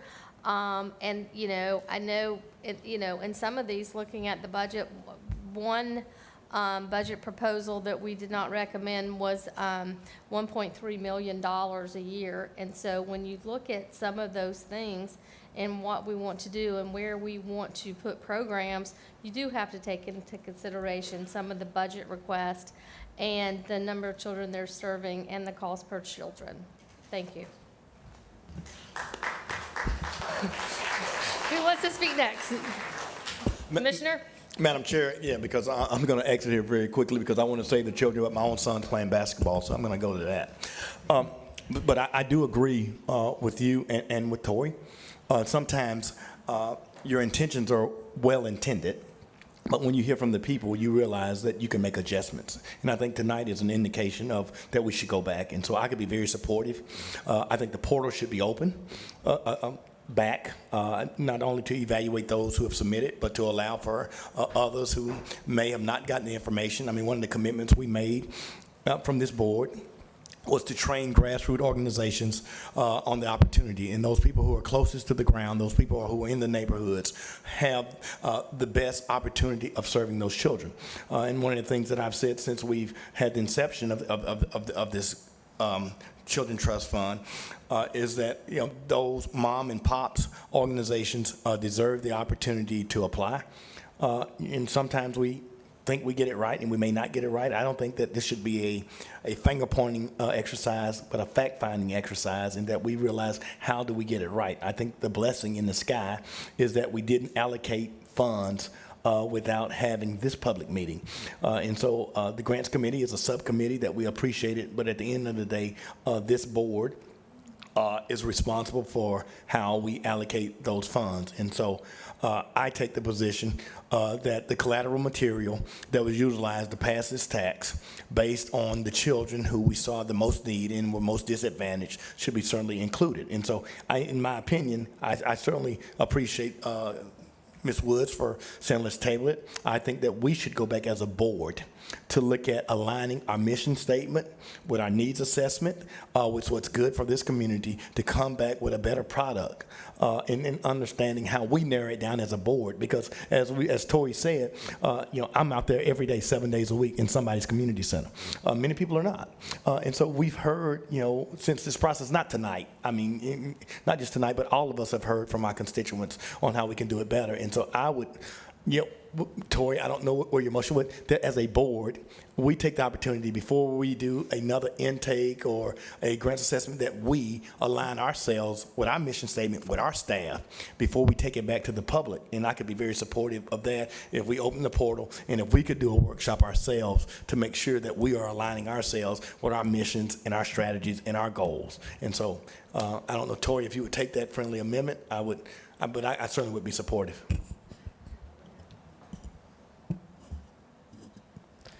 Yep. Okay. I don't know what the amendment was. To have a workshop? To have a workshop with staff. And I think that if you talk to Ms. Greer, I think she would be very appreciative of that. Had the opportunity to spend time with her today more than we've ever had. But I think she and our legal counsel and our staff would appreciate the opportunity of a workshop and a retreat with board members before it goes back public. Would that be correct in saying, Ms. Greer? Absolutely. All right. Judge?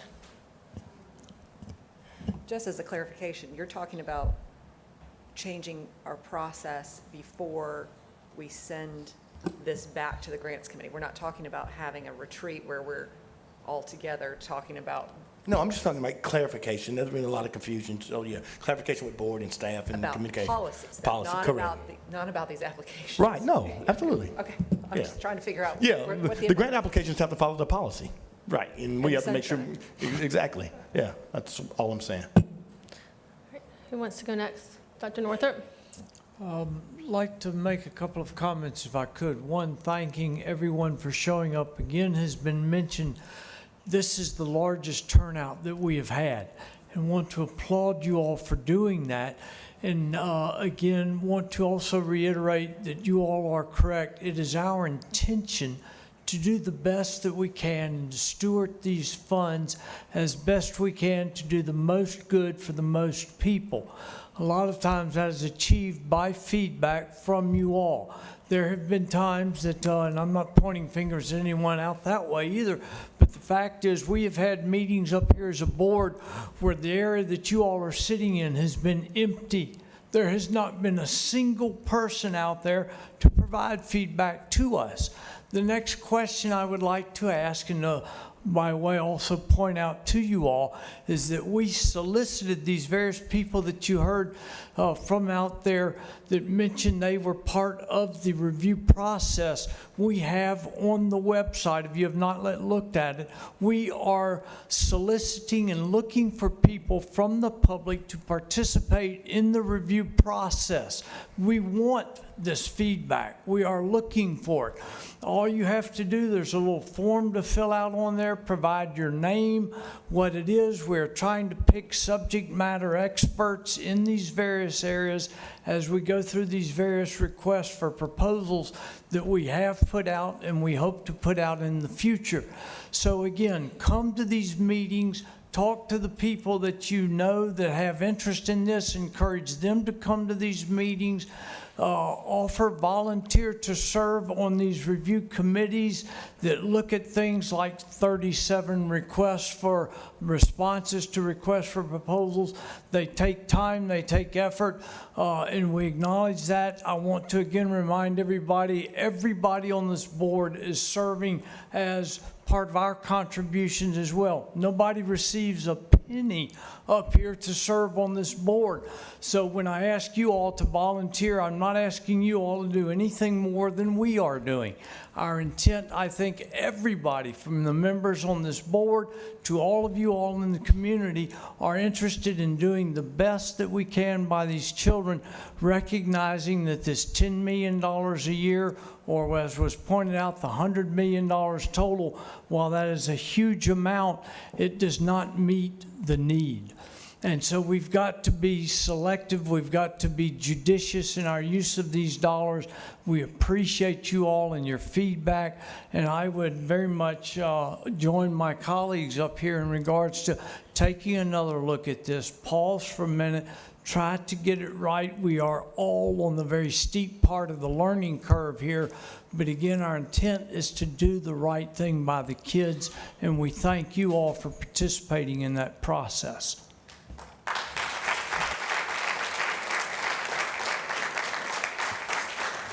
Anyone else? Ms. Hightower?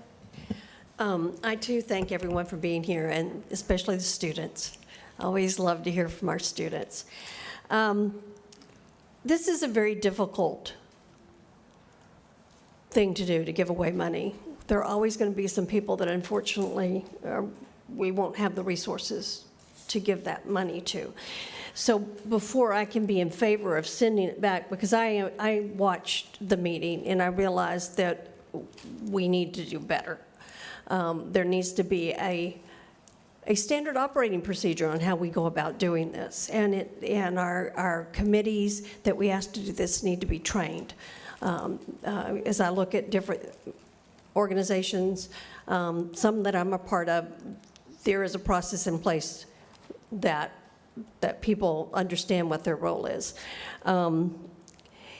And I am concerned at this point, having heard from Ms. Fairchild in particular, where their funding was not given to them in a timely manner, and what will be the consequences if we take a prolonged look at this. So, and again, to Commissioner May's comment about us deciding, we're going to have to find some time where we can give direction to staff. Ms. Woods and Melissa, they served on the committee with members of our community, and they did a great job of looking at it. And I just think that before we send it back, we need to know what we're sending it back and what we want to accomplish by sending it back. And I just sending it back doesn't really talk about why we send it back, what are the things we want to improve, what is it we need to look at. I'm willing to send it back, but I don't want to leave this room before we get those questions answered, because it's not fair to staff, it's not fair to those that have already been in the process of evaluating, that if we have to decide that before we leave here.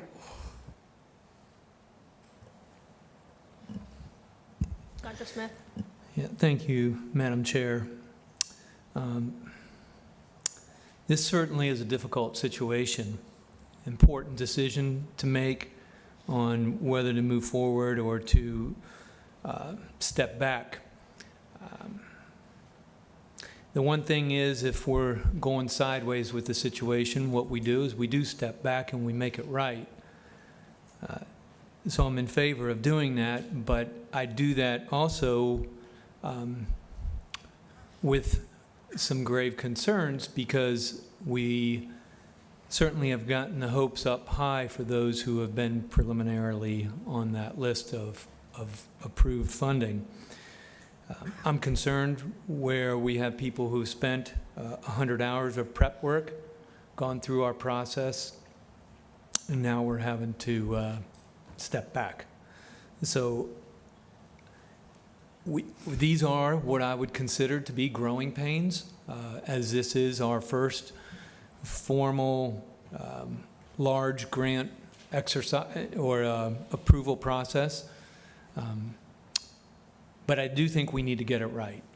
And if we have people who feel like the system just didn't work for whatever reason, that's when we have to step back and make it right.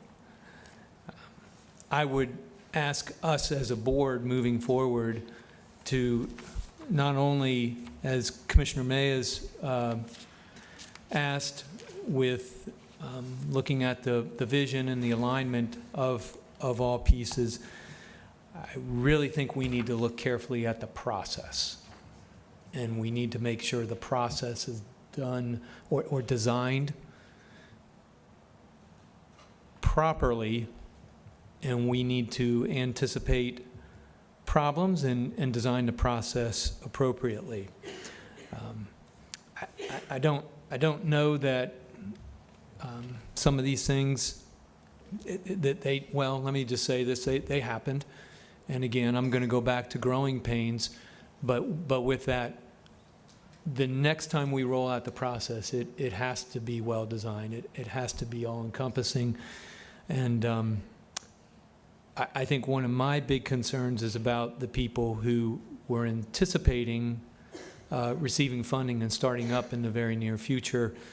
We certainly need to keep them in mind as we move forward.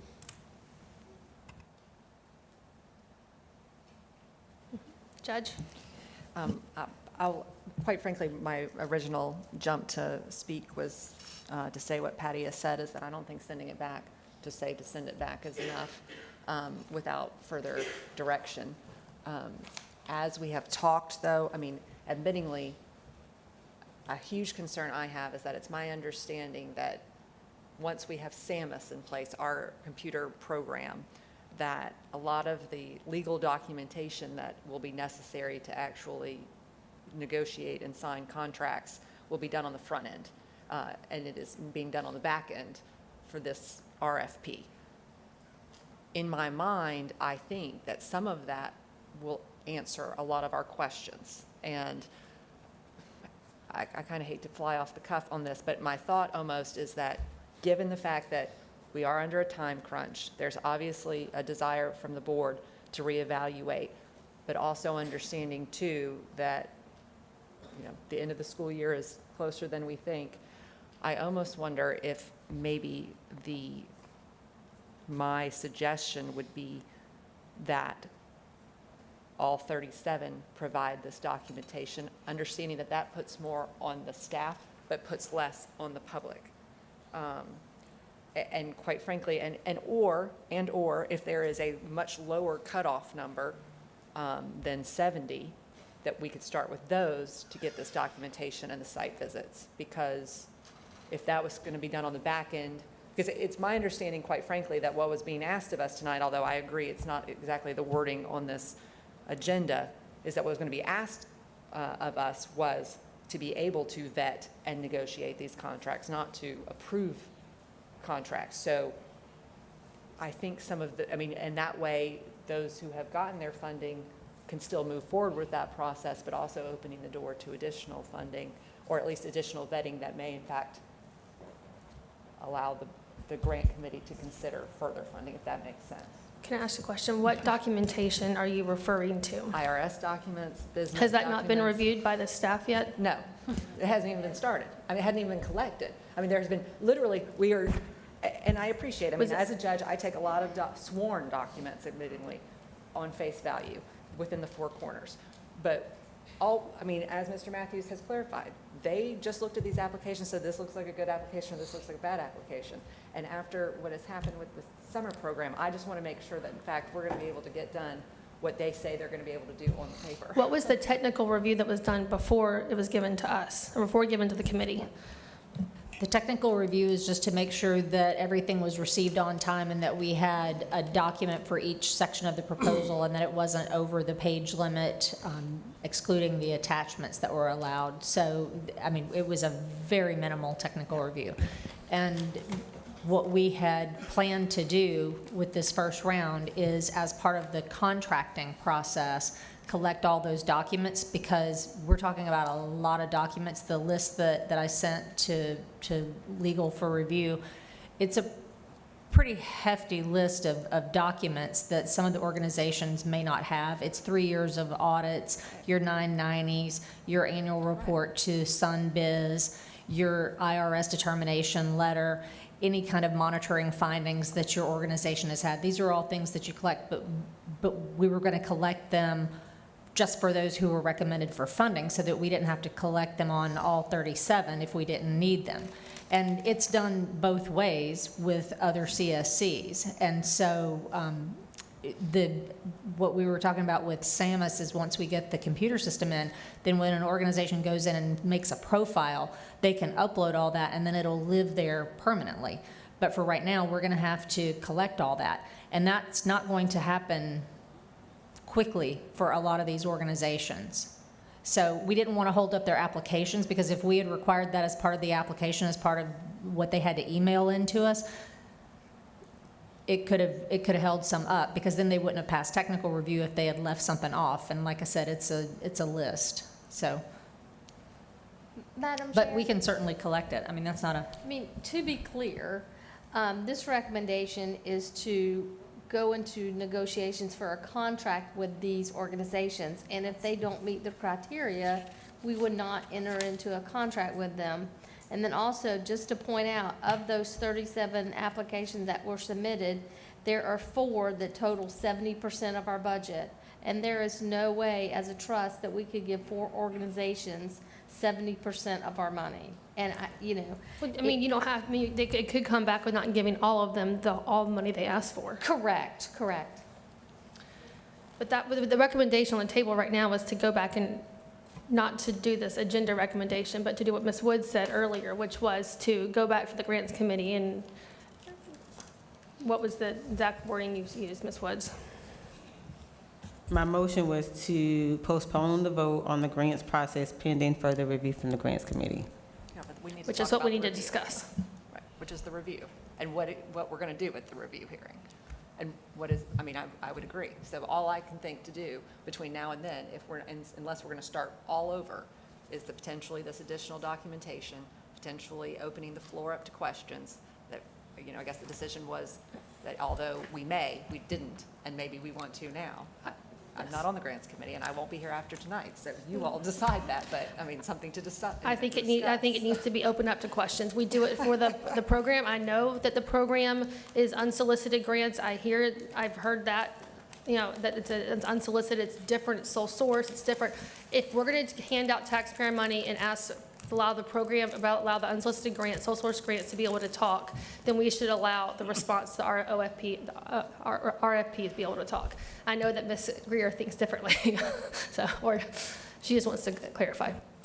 What I want to clarify is that the way that it's written in policy is that the at the discretion of the trust, y'all, the board, it can go to site visits and interviews. The grants committee doesn't have the authority to say that they want, or to order those, or to set those up, because it has to be publicly held meetings to have those interviews, and we will have to schedule 37 individual interviews. So if that is the desire of the board, and that's the only other thing that you want to happen between now and when you make your recommendation, then we just need the board to direct the grants committee or the staff or whoever you want to do it, or another subcommittee of the board, just direct that we collect the documentation as the judge recommended, which we fully intend to do anyway. We will not enter a contract without it. And you can direct us to do interviews or site visits. Now, the thing that I cautioned against with site visits is if it's a summer program, there's nothing to visit yet because they're not in summer programs. If it is a program that they are proposing but has not been started, you're not going to do a site visit. You're not going to see it in action because they can't put it in place until they get the funding. What we could do is interviews and allow them to clarify things. So I just wanted to make sure that everybody understands the process, because and anytime you have reviewers on a review committee who are scoring things, just by the very nature of human beings, you're going to have some variation in scores. So I get it, and I know that this wasn't perfect, and I know that I keep saying that having the software in place is going to solve things. It may not solve everything, but it's going to help a lot because it won't let people move past one section of their proposal unless they've got everything in there that's supposed to be. Unless, of course, they just put gibberish in. It also will capture the scores of the reviewers in real time inside the system, so we won't have to hand tabulate at a meeting for 2 hours in front of God and everybody. It'll already be in there. This is exactly as Dr. Smith said, this is still growing pains. This is an awful lot of money. This is a huge responsibility. And everybody may not get funded. This isn't a free-for-all. You don't get funded just because you submit an application. So we've got to have a process. Is the process perfect? No.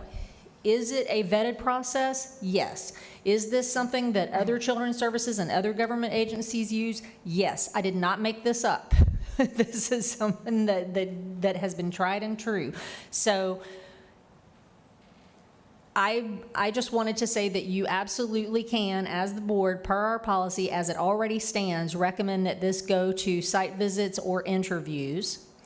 You can also say that you want things collected. You just need to direct the staff to do that. So I just wanted to put that out there. So, Mr. Peden. Tammy, if we got 37 proposals, say, It's a pretty big cutoff.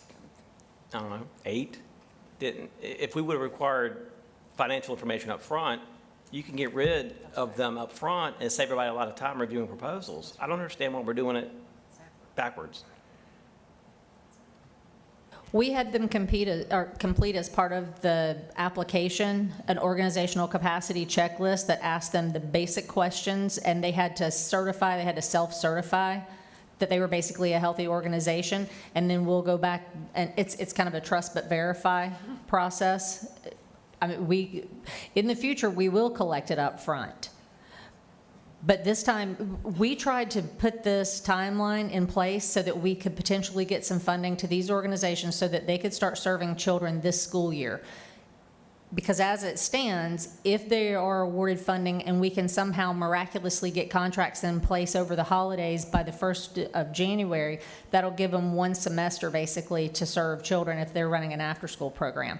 If we push it another couple of months, they're going to be into spring break and they may not even have time to gear up for summer. So that was the reason for the push to get this funding out.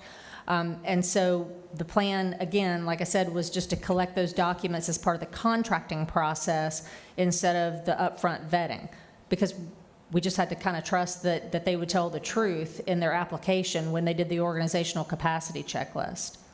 Can you address some of the things that were mentioned tonight? The lady, Jody DuBose from the YMCA, had a lot of, I think, valid points she made about the process.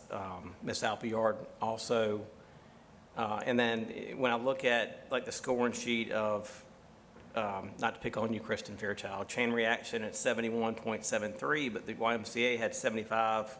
I can barely see without. So it's too expensive, so we didn't fund them. And instead of saying, you know what, we can't give you this full amount, but we can give you this much, you still meet the criteria. I can speak to that as the Sure. chair. And let me finish yes. one more thing. That, and also Mr. Washington's, what was in Mr. Washington's proposal that was not maybe looked at or seen as not being a complete application? So your first question, we, as a committee, talked about partial funding. The committee was not comfortable, because if we give you partial funding, how do we decide what part of it? Like, and when we were looking at the grants, we looked at the whole grant. There was no discussion about if we give them 25% or 50%. We looked at funding what they requested, because that was what they requested. So we didn't look at it and say, well, we'll give you 75% or 20%. We ranked each organization, we combined the scores, and then we looked at the funding after we combined the scores. So we looked at the funding, and when some of those organizations fell to the bottom of the list, and if we were to move those down, we were able to fund more organizations. That was the process. So they combined all the scores, we ranked all the scores, and then we looked at who asked for what amount. And so if someone was at the bottom, 1 or 2 or 3, and they were requesting a third of the funding for that year, then that's how a few of those organizations got bumped, because they were on the line based on where we had the scoring and where the cutoff was. And if they were requesting 2/3 or a third of the money based on what we were looking at, that's why those didn't get funded. Because if we say if the amount was $5 million and 2 of those were at the bottom and they wanted $3 million, and if we funded those 2, that means the top 12 didn't get money. That's how a few got bumped down, because if we would have kept those 2 in at that score, we would have been over the $5 million or the $4.5 million allotted for this part of the amount that we decided for after-school funding. So that's why they were bumped down, because they made us go over the budget amount for that amount. And that was the committee was agreed on that as far as that funding. Yes, ma'am. I can speak to my score of James B. Washington program. In reviewing their application, there was no evidence-based practice listed that I could find in the application to score it. And there was no information about how the funds would be managed and who would manage those funds. And also, one of the criteria was a continuous improvement plan for the program, and none of that was listed. So those 3 things brought their score down significantly in my scoring of the application. It's not that I don't think it's a good program. I followed the rules of scoring that application. And that's how I came to the determination that the application that was submitted did not rank above a 70. Okay. So getting back to my original question of what they talked about, what are your thoughts on like the scoring of the max score of 90, but some scores got 100? Were those factored in, or were they corrected? Well, I can have Kim explain the scoring rubric, because she designed the scoring rubric based on other ones, and any of the committee members who were scoring and had questions about it, we answered their questions immediately when they asked. It doesn't appear to add up to 100 when you look at the individual little boxes because of where the lines are, but it says very clearly that that whole category is worth so many points, and then it gives you a range for how you can score them as fair, good, or excellent, basically. And so a couple of the reviewers did contact Kim and ask specifically, hey, how do we make this add up to 100? And she addressed that.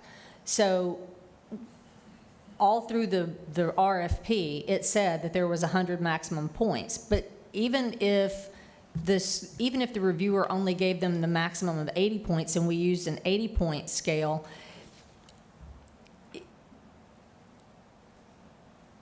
this, I never saw it as an 80-point scale. They all were working on a 100-point scale. So I'm still not clear where that math is coming from. Kim and I looked at it this afternoon because we had heard that there was confusion about the rubric, and we were trying to figure out where the confusion came in. And the only thing I can see is if there was confusion because of where the lines were on the rubric.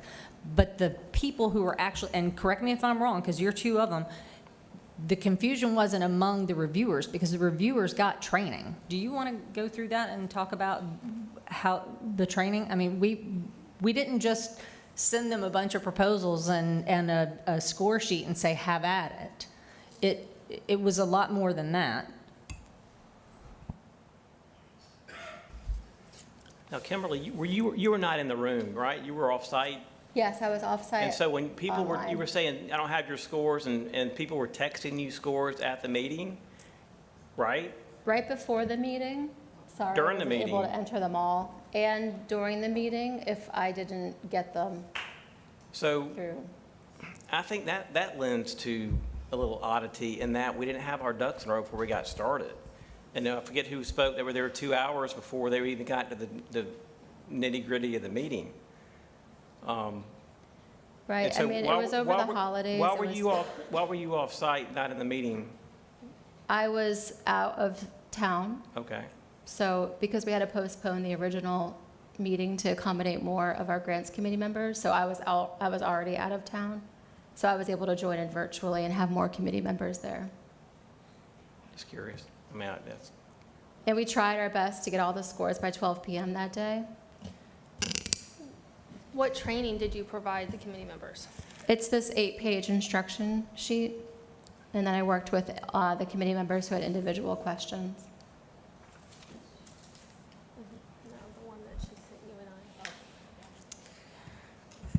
Can I Are ask we- a question? Okay. Oh, I'm so sorry, you're still going. Are we funding any out-of-state people, like the gentleman said? Where did that come from? And then the bankrupt companies as well? Oh, I don't know if anybody's actually bankrupt. We don't know. We're just taking their word they're not. That was my point. One of the Somebody proposals. said that. I think it was. Yeah, one of the proposals, concerned their about that. office is in Pace, Florida. But it, No, one of them, their offices are in New York. New York. New York. Yeah, but the proposal was to work in Escambia County, but I had that question myself But about. the reviewer yeah. comment says, confusing proposal. Agency is based in New York. Appears to be for-profit, has no history here, yet it still got up the full amount. I don't know anything about it, but it's just, the comments speak for itself. It would have been awesome to have you there, Madam Chair.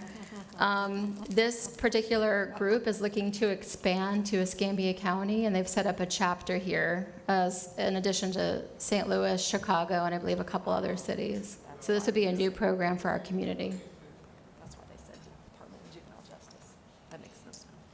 Kim, question about the one you're speaking of. They are actually in Pensacola. There's somebody in Pensacola currently with that program. That's correct. So the original program is based in New York, but there is somebody currently living in Pensacola that takes part in that program. So they aren't just coming here from New York to run the program. They are actually currently living in Pensacola, or They- Escambia County. Oh, I'm sorry. Am I correct? Yes, they have a presence in Escambia County now. They actually have been here. They came in as part of the Equity Project Alliance initiative, and they did the Henry Box Brown production over the summer. So they have been here. They weren't applying as a New York organization. They're applying as a local organization now. They're new, but they're here. My question was about the budget, and I assume, there are a lot of documents, and again, I appreciate we're all just doing the best we can. But this amount that we have set aside for the after-school, I think that was self-imposed, correct? Okay. And I think, again, when we talk about the process going back, as the one who, at our first workshop specifically said, I thought it was important that if we believed in something, we should go big and not sprinkle. That we are going to find ourselves in trouble if our goal is quantity over quality. So potentially, too, that is something that needs to be discussed. Because if, in fact, a program was well-liked but it was too expensive. And we have money, and it sounds like we have a lot of money, and we have lots of money that hasn't been spent, then maybe that's something that we need to be talking about. I mean, if appreciating that maybe we wanted to put everything in the buckets, but just FYI, again, trying to get back on the point of what we're going to do between now and this next meeting, or y'all are going to do. Madam Chair, I have a question that kind of segues into what the judge brought up and what Tori and others have said. So, and I can understand and appreciate the concept Tori brought up, that it is going to get potentially problematic. But I noticed that all of the recommended programs were to be funded at the full amount, and that then there were those that were not going to get anything. And so it was an all or nothing process. And I think we've talked previously about the concept that bottom line again is we don't have enough to fund everything. We just don't, and that's reality. But is there something, or as we take this back and look at our process again of looking potentially at the fact that there may be some people that while they're requesting $1 million, that in order to try to be equitable and to cover as many things, is that we're going to stick with funding that $1 million and not funding anything, or saying that the organization may receive a percentage of that and that they need to scale back in order to be able to get more programs. I'm just raising that as a question as we look at things. But my concern with that, of course, is what if the program doesn't work unless they're fully funded? I mean, again, this turns into a government appropriations issue where we're trying to be equitable, so we give everyone a little bit amount of money. They can't get accomplished what they're trying to get accomplished with just a little bit amount of money, so. And Judge, and that's what we had on the table as far as when we were looking at the funding. If they're asking to fund a certain amount, we only have the option to, we don't have the option to say, if we give you 75%, can you do what you're asking for? We only could fund what they requested, and based on that was the information we had. So the motion is to go back and to the grants committee and come up with a process. So we need to come up with a process now. And I've heard to get comments and interview the 37 or the 8 or the, however many we want to get clarification from. The staff has done, they've reviewed them all and they've done a good job. We just need to get clarification on some questions. And based on being at the unsolicited and the solicited one, I saw the difference that it allowed for us to ask questions. Now, I will tell you, there were four grants? When we did the unsolicited, were there 4? That process took 2 or 3 hours. It was 2 hours. 2 hours. So, I mean, it was very, we want to be the good stewards of the funding, but I guess deciding on how long we have for each grant and how we want to, if we want to do 10 or however we want to do a day, to give us enough time to be able to have the committee come up with their questions or their clarification. So when we meet with those organizations, we can clarify the questions we had. And if that changes, their score, it changes the score. If it doesn't, then it doesn't.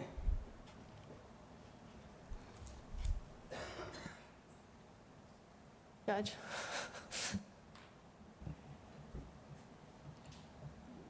Why don't, between now and whenever, again, y'all decide, if you want to split the baby, then it looks like there's a pretty large divide between 50 and 60 as it related to round 1 and round 2. And that's the difference between betting 18 and between 18 and 37 is 29. And so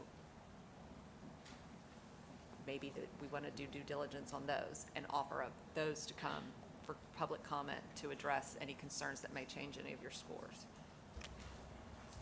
Again, I feel like, maybe I'm wrong, but I think due diligence will make a difference. 1, 2, the fact that there's been no due diligence, if we were just to vote this straight up or down tonight, and then tomorrow in the paper there's a article, because if you Google someone's CEO's name, all this stuff comes up, and we didn't know it, and how did we not know that? That leaves me very concerned. So, to say that they can move forward with due diligence and contract negotiations, for them to include this between now and your next meeting, to begin contract negotiations with any over 60, recognizing that we have a self-imposed budget that may be self-imposing us more than we want to be self-imposed. I don't know, but we need to think of concrete steps. So trying to get us to a concrete plan. Okay, so do we need to vote on the recommendation and then come back to that conversation? Vote on the recommendation to pass it? No, the recommendation is to send it back to the grants committee at this point. And then you and I have been talking about, if we're doing it, we've got to have why we're sending it back and what we want to accomplish. So that's the motion. Is there, and we already had a second, and he left. Is any more discussion on sending it back to the grants committee? All in favor, say aye. One quick question, because I wanted to make sure, because I know the commissioner mentioned something else as a friendly part of the motion, and I didn't know whether, being a parliamentary wonk, there are no friendly motions, you have to amend a motion, but they operate differently at the county. So I just want to be sure whether that was part of the motion or not part of the motion. Because I like just keeping it to what we've got, but if you put it as part of your motion, I need to know that, because it might change the way I need to vote. You wanted to talk about a workshop. I think that's a totally different issue. Okay. I just needed to know. So the motion stands as I originally stated. All right, all in favor of sending this back to the grants committee for review, say aye. Aye. Aye. Any opposed? Nay. Okay. So now we need to discuss the process of what the grants committee is going to look at. I can't make a motion, so someone can make a motion. Go ahead. Are we in open discussion now? Well, we need a motion of how we're going to.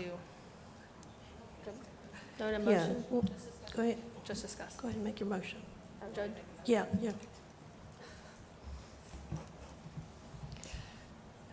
I move that the grants committee consider 29 out of the 37, and at the same time, due diligence shall begin on all of them. All 29, that is. Does that make sense before I repeat myself? I would make a motion that the grants committee review the top 29 previously scored, to include this and direct the staff to begin their due diligence between now and that scoring, a reconsideration of the scoring of the top 29. And that also should include public comment when the grants committee considers the top 29. Recognizing that there may also need to be a motion regarding the budget. I will second that. Is public comment for 3 minutes, my discussion, is public comment enough for us to get these clarified questions as to the number one? Is it for the whole program or for additional 120? Is it for how many vans? Is it for, building, is that enough? Is 3 minutes enough to get those answers clarified?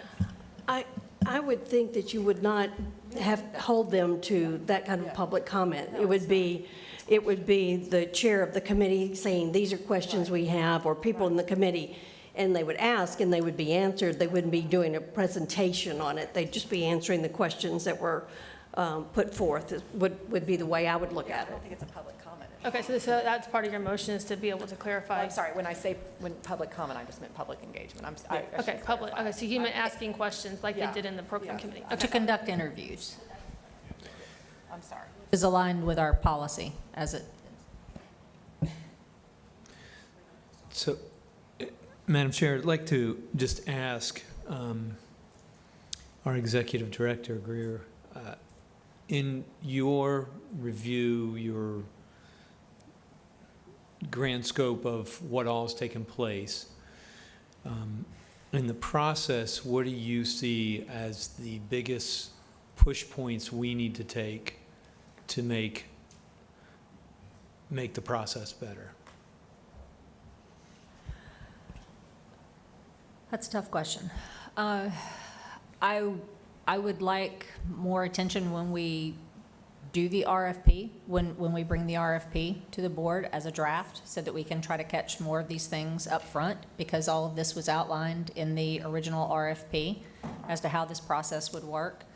I would also love more involvement of the board, because I was told numerous times early on here that the board is hands-on, that you're very involved. You know, initially, the board wanted to be the reviewers of all of the proposals. So I would really like to have more board members on that grants committee so that you can see it, because it's different when you're immersed in it. But that is a huge ask, because these are thousands of pages that you had to go through. This is a long, arduous process. So that would be my ideal situation. I would also like to, I don't know if this is really in response to your question, but it's just on my wish list. I would like to have standing committee meetings scheduled so that we don't constantly have to look at everybody's calendars. I'd like to be able to put out a calendar for the year so that everybody knows that program committee meets this date on this month moving forward. Same thing with executive committee. I think we need to get executive committee going. Those things would be very helpful to the staff in guiding us, because with sunshine, which I completely understand the need for, and I'm fine with sunshine laws, but it creates logistical challenges because we have to publicly notice everything. And then if I don't know, you know, like the agenda, caught a lot of flack in the media because the agenda has errors in it. It absolutely does, because you guys got the draft. Because you know when we had the personnel committee meeting, on the day that the agenda had to be posted. You know when we had the policy committee meeting and the program committee meeting, which were two huge agenda items with all the backup, the day before that had to be posted. I'm not using that as an excuse. I'm just saying I'd like a little bit of understanding. You know, and yes, we have 5 staff. 2 of them are brand new. So we're getting there. There are going to be hiccups. We are not perfect. You're probably never going to get something that doesn't have a typo in it, despite my best efforts. We're trying, and we proofread. But you know, and I send a lot of things to you all via email. So I just appreciate you reading the emails. I appreciate you engaging with me. I appreciate that back and forth. That is ever so helpful. You know, I don't mind when you call me on things. I have a thick skin. I'm too old not to. But what would be very helpful in the process is just more engagement along the way. And if you have questions and you don't trust that I know the answers, or if you just want to trust but verify, as I say, please call some of your colleagues on other CSC boards, because if they have better ways of doing it, I'm open to that, because I'm relying on what my colleagues are telling me about how they do things. So, you know, I want this to succeed. I want us to be able to get some programs started so that the kids start getting the services. If it feels rushed, yes, it was rushed. But again, if you look at the timeline, understand that what we're doing is when we send this back to committee, we got holidays coming up. We've got 6 committee members. Every single one of them work full time. I don't know when I'm going to be able to get them at 8 o'clock in the morning. Maybe we can over the holidays if they're not teaching, because these are people who are subject matter experts, which means they're educators. So maybe we can catch them if they don't have plans for the holidays. Have an all-day meeting. Then I've got 20, how many did you say? 26? I wrote it down. 29. 29. I've got 29 organizations that I got to capture a whole lot of data, and then we got to go through it all. And then on top of us looking at it, I'm going to want legal to look at it. Probably going to want some finance folks to look at it. So that's going to take some time. So let's say best case scenario, we get these contracts out. I mean, we were very ambitious to say the beginning of January. Every month that we push this is another month of the school year that we're eating away at. And that was the whole reason for trying to do some of this parallel, you know, like collecting the documents. It's really just in the interest of trying to get the program started for the kids. And so if by trying to do it faster, it caused more of these bumps, I apologize. That was my fault. I really did just want to try to get this. I really desperately wanted to see us get something this school year. You know, you guys had said all along that you wanted to get a good, solid RFP out by August, and doggone it, we did it. We got the RFP out in August. Did we give enough time for the review committee to do these proposals? They had to review these proposals. I accidentally put 6 weeks on something that I sent to you guys. It was 3 weeks. They had 3 weeks to read 37 proposals. It's, yeah, I mean, I guess the things that I would like more feedback from the board, and I would really like just to maybe take a look at the RFPs and the processes on a little closer on the front end. And I want to work closer with legal to make sure that we get the contracts really tight. So, it was a very long-winded answer. I apologize. Thank you. And everybody's tired. And that actually, but she raises my number one issue, which is when I talked to Tammy and Kim last week, and Ms. Bush has been quiet tonight, but this process we're talking about, yay, nay, do you see pitfalls? I mean, because that really, quite frankly, from my perspective, is most important, is that, you know, if our process we did the first time wasn't right, from a legal standpoint, we need to know why, but not just is it, you know, what's the word that we used? Legally sufficient, but as our attorney, I mean, is this the process by which you would recommend your client use? And what we're talking about, going back and, you know, my on the off-the-cuff motion about what should be done between now and the next meeting, I mean, is that a process by which you think we should engage in?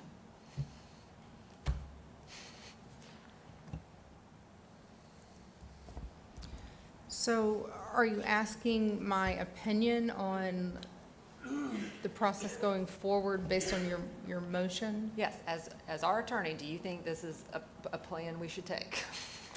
I mean, I believe your motion is addressing the concerns that I've heard raised here by members of the board and by members of the public. I believe that by doing the due diligence and getting the documentation, that may, you know, eliminate some or at least alleviate the fears concerning the sustainability of the programs. Allowing the back and forth with members from the organizations would alleviate some of the confusion over the questions. Lowering that scoring amount to include the 29 would alleviate some of the concerns raised of the unfairness when you're talking about the disparity between the scoring. So I mean, it sounds to me like you're addressing the concerns and it's a sound path forward. You know, it's not really a legal question. There's, unfortunately, the statute doesn't lay out step one, step two, step three, this is how you do it. But I believe that you've outlined a plan forward that's workable. And of course, we stand ready to get the contracts together as soon as we're told, you know, here are the documents and here's the provider, then we can have that contract ready for you. Thank you.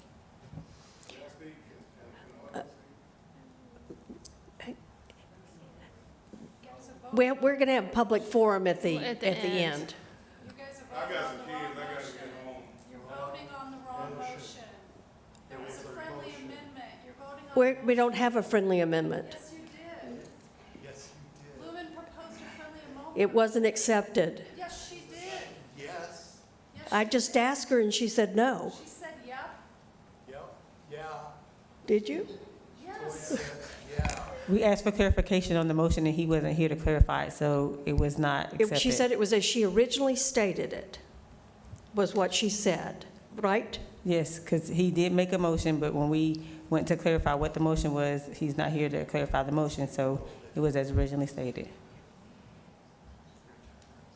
It's not like we don't see what's going on. I just have one thing. I got to get some kids. We- I just on the page. I can't speak. No, I'm sorry, your public Oh, comments. I apologize. I thought I was called up. Excuse me. No, I forgot. no. Thank you for being here, though. No, I've forgotten what I was going to say. Oh, one thing we as a board need to keep in mind, we have worked diligently to keep our staff costs down. And in the process of keeping our staff costs down, maybe we've expected too much from them. And, I think that, like with the policy committee, I can't speak for anybody else, but with the policy committee, when we've gotten the policy, it was like it needed to come immediately. And I know at the district, oftentimes they'll bring us something and we have 60 days before we actually have to do something. So maybe we can work together to create a more realistic timeline for things like that. And the other thing was, I don't know. Oh, I called Tammy, of course, she's here with the flu. Luckily, she's not contagious anymore. But, and offered to sit down and try to help come up with a process that we could bring back. To me, policy is one thing, procedure is different. And I think that because we are taking our first steps, we've got to create a standard operating procedure for how we deal with RFPs. I know there will be a little tweak here and there depending on what the nature is, but I think we have to always do it the same way. Grants committee, all the people that are going to be reviewers need their training, and we need the same timeline for review, and that needs to be in a procedure, not necessarily a policy. And so, I told her I'd be more than willing to sit down and kind of talk about what we've done here and just kind of walk through that so that then they can share it with everybody when they want to. But just trying to figure out how we move into that realm of being sure that what we do, the public knows that it's going to be done this way every time, and it's not going to change next time we have another opportunity like this. We can discuss whether we want to vet first, because to me, I think we do need to know whether they're fiscally able to do what they're saying they're doing. And because that could be very important to the process, so. I would agree. I'm a little concerned about the motion. Not that it's a bad motion. I just don't know that it addresses, I don't know that it solves the problem that we have. And I think the problem goes back to exactly what you were just saying. It's the process that we need to have solidified and detailed out. Things like, do we have a cap on a fund? Do we do partial funding? How are we going to deal with highly varied scores? I mean, there's a lot of details here that can come into play. Yet I fully hear, we want to get things going. But right now, I don't know that there's a level of confidence in where we stand right now with our process. So to me, I think my thought is we need to pull a committee together to address the process where it's very public. We hear people. We work with staff closely. I would be happy to contribute to that process, to that committee. I just think we need to have things very lined out, very succinct, so that we can go back, here's our process, here's what we're doing. Because you're always going to have people who get funded and people who don't. And that's been spoken about tonight. But the people the programs that aren't funded, we want to be able to confidently say, well, here's the process that has been fully vetted, fully designed, and adhered to. So that's kind of where my mind is, because we certainly need to have a top-notch process in place where we move forward. I think also that needs to be done quickly, as far as pulling the committee together. I just can't believe that another committee is the answer to our question, though. I mean, at this point, honestly, I mean, and again, I get worried because every month we say this thing and then we take it back the next month and we said, let's get this RFP out and let's get this great committee together and let's fund. And now we're talking about going back all the way to square one.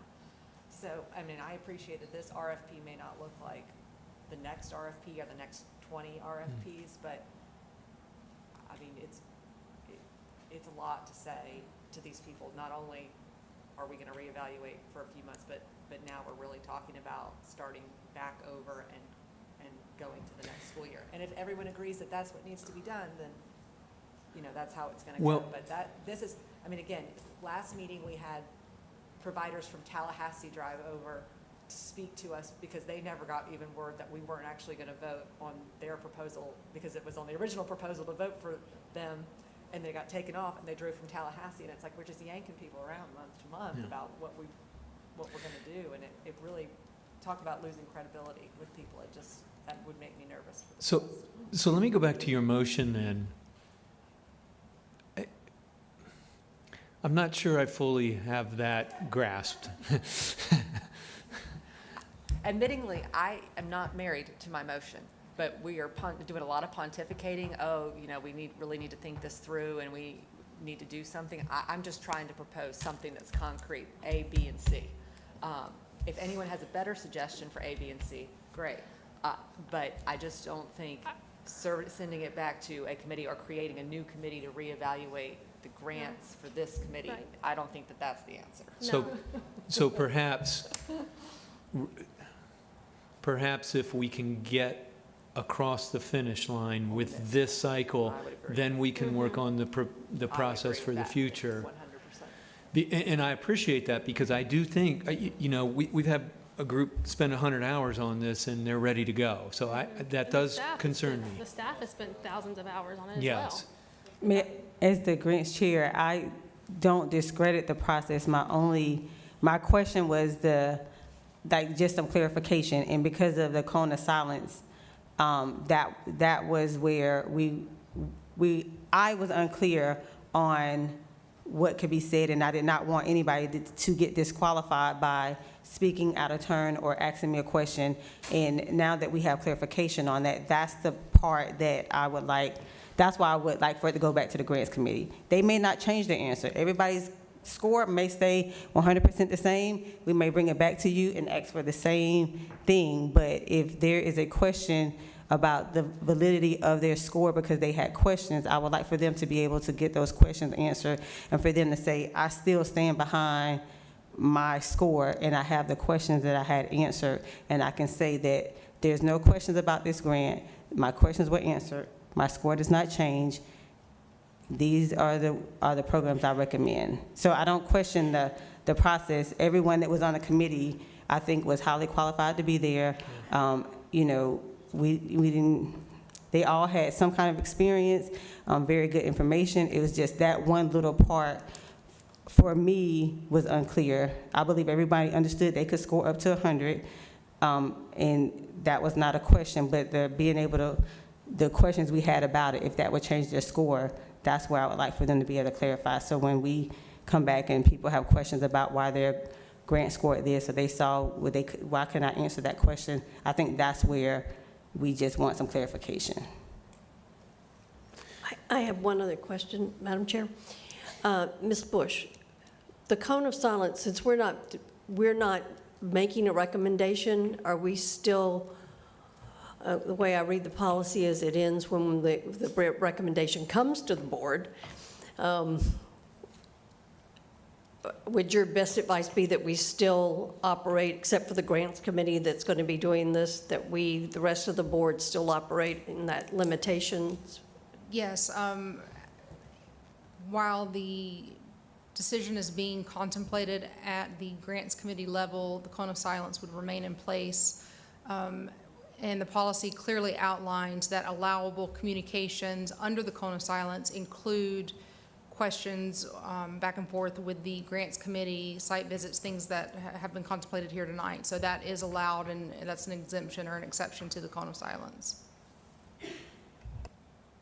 And that was the question, because again, trying to ask 37 people clarification questions is not, we're all human. By the time I get to 15, they're not going to score the same because I've been sitting in a room for 4 or 5 hours. And so my recommendation would be to split that up as well so that the grants committee is not requested to, 29, yes ma'am, 29 grants are not, we're not asked to question those 29 grants so that they can fairly be objective about their opinion and their score.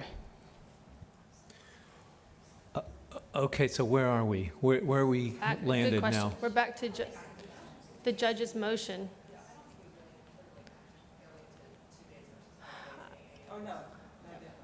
Okay, y'all can figure that out. Chairs.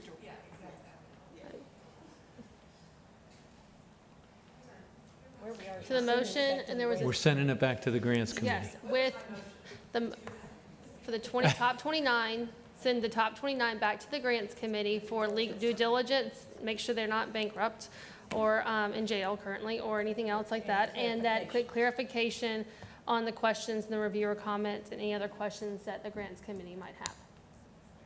That was the motion. Was there a second? I'm sure there was because there was discussion. There was a second. Okay. All right, any more discussion? All right, all in favor, say aye. Aye. Any opposed? All right, so that passes. So now it's up to Ms. Woods to schedule that. Thank you all as well. Yes. Okay. We're on to the award of unsolicited grants, correct?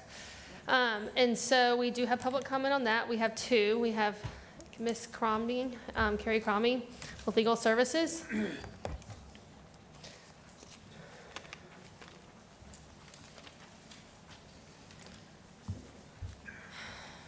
Thank you all.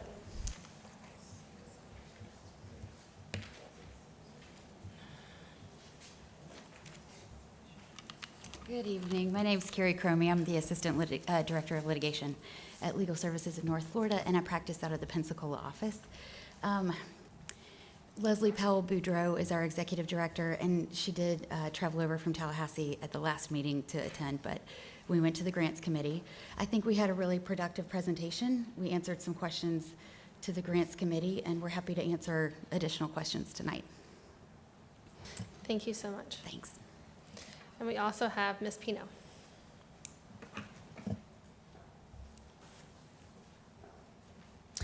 Thank you, Chair White. With all due respect, Ms. Hightower, there's nothing wonkish about this. It's chaos. Everybody sees it. This is chaos, and I feel so sorry for staff. I really do, because you all are the ones. You got 9 committees. 9 committees. I mean, no wonder you can't figure out how this is supposed to be running. I mean, we've got the Executive Committee, Policy Committee, Professional Services Committee, Bylaws Committee, Grants Committee, Program Committee. You threw out the friendly amendment to do the common sense thing and hold a workshop. How about something simple, like a workshop? Well, maybe we need to have another committee. And I do sympathize with what you're saying, Judge, especially about, these people have been promised money. Grant Awards 101 is not in play here. The most simple things about running a grant program, you guys are chewing over like you got to reinvent the wheel. I used to run a pretty big grants program, 3 different kinds of research grants out of the Massachusetts Historical Society in a different world and a different day. $1,500 grants a semester, one $5,000 grant for the New England Regional Fellowship Consortium, and one big grant for a higher level academic to come with full expenses paid and use the research facilities.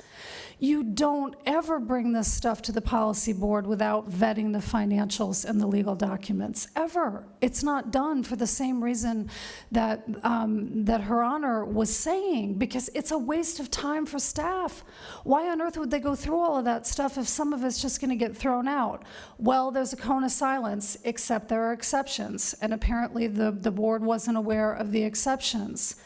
And then, yes, you can't throw 37 applications at a policy board, but you get it to the point that it's decipherable on a spreadsheet, and then you share it with everyone to review it before it ever comes public.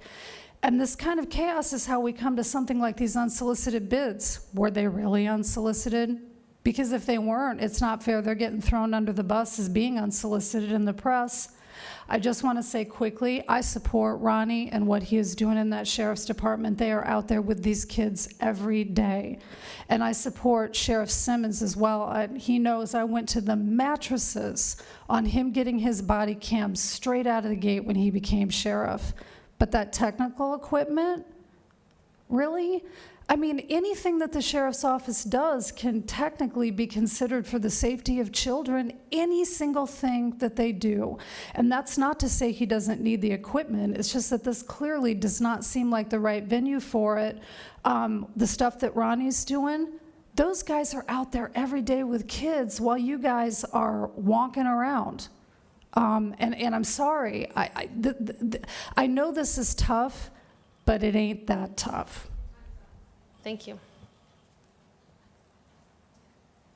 Ms. Woods, would you please do the recommendation for us and we can discuss? Yes, ma'am.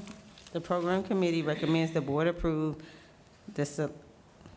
a board approved resolution 2022-20 authorizing executive director to enter an agreement with the named providers for a total of $1,049,535 of the $4,175,382 allocated of the $3,786,012 remaining available for the unsolicited matching funding to provide the proposed services as presented. Is there a second? So move. Any discussion? Oh, give me a second, yeah. Yes, Madam Chair, I'd like to hear it. Ronnie, could you come forward, please?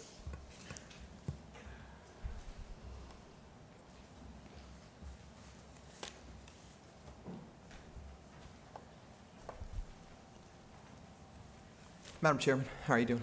Mr. Peden, thanks for calling.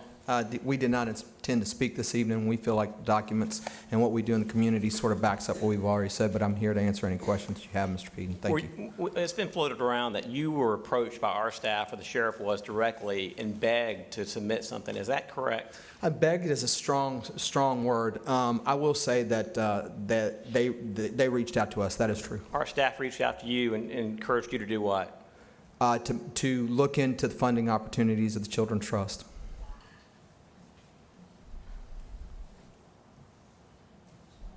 Yeah, is that, go ahead, Tammy.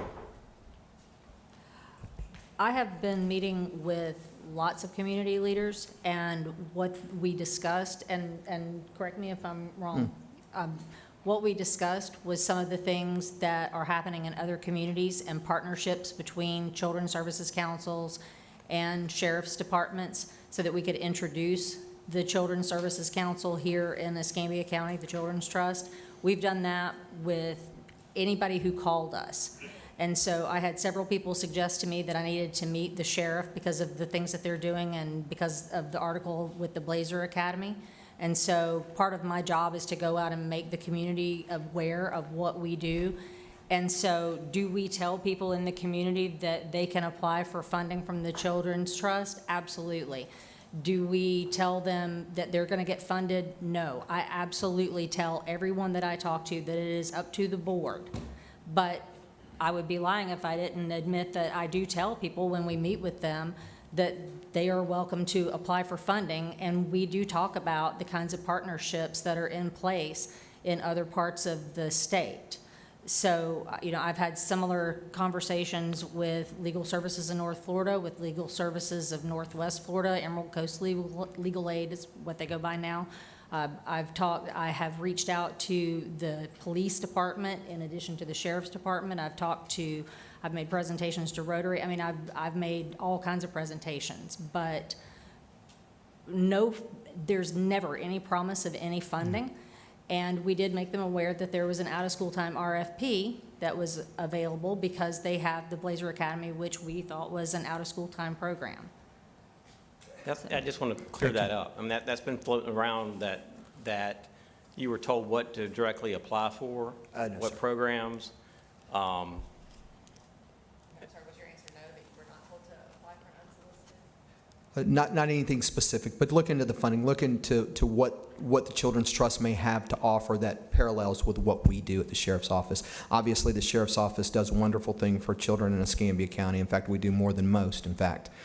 So we're stand by that, and we thank you. Any other questions, Mr. Peden? Yes, sir. You want to explain about LET fundings? We've heard LET fundings, and is that's drug money or seizures that y'all get to keep and spend on certain programs, or? Yes, sir. And so do y'all have a big budget for that? Chief? We do not have a big budget for that. We do not. Okay. And then the other thing was mentioned, the foundation that y'all have recently started. They are doing a lot of good work, and They are. do y'all have a lot of, for your movie nights and those type programs, since we're supposed to fund things that are not supplant funding for already programs, what would be new about the new, is it expansion of that program to It different would, areas? yes. Okay. And go ahead.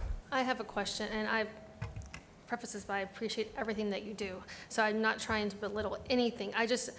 The statute specifically states that we have to, under 125.901, that we have to provide funding for children's services. And so my question is, how do some of these, like the virtual reality and the real-time crime center, how is that a children's service? If you can explain that to me. Yeah, specifically with the Real-Time Crime Center is, school safety is certainly a big concern. I actually spent all day in Mobile at the Real-Time Crime Center to see how it ties in. And, I think the number's just over 1,700 children are victims of crimes. That's just this last year, 1,700, that's a lot of victims. A lot of them are victimized online. So it's an opportunity with the Real-Time Crime Center with the software packages that they have to track a lot of that stuff, to divide it to identify potential victims, and then certainly, a small percentage, 10%, 20% of the kids that actually cause problems, to be able to identify those early on. So it ties directly to school safety. Yeah, virtual reality, there's two aspects to that we'd like to tie directly to the schools. We can take a 3D image of all of our schools and put it into the virtual reality. So if we're training at, say, any one of the elementary schools, high schools, middle school, we can actually pull up that school, and we have the actual layup of it in the virtual reality. The second portion of it, we do a lot of the role playing with during training. It's difficult to find a child to do role playing. So in the virtual reality, you can dial up whatever age, an 8-year-old child or an 8-year-old autistic child, and you can do the real-time, the virtual reality interactions with those children. They don't, that an 8-year-old doesn't have the emotional maturity to handle it, so they react differently than adults do. Certainly, teenage kids don't react the same. So to be able to train in that virtual reality aspect and pull up that age of the child and then get those reactions is part of it.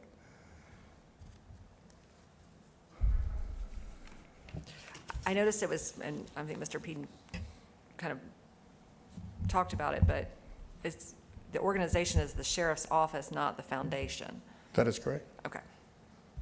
All right. I have a question related to how the proposal is written. Not that proposal, but what is the resolution? It has it as a non-solicited.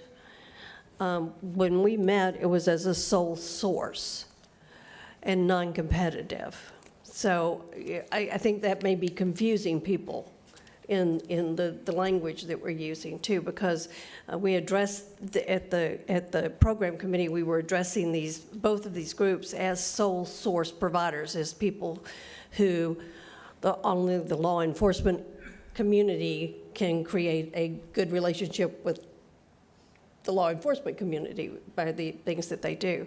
Same thing with legal services. They provide a service that's not duplicated in another area.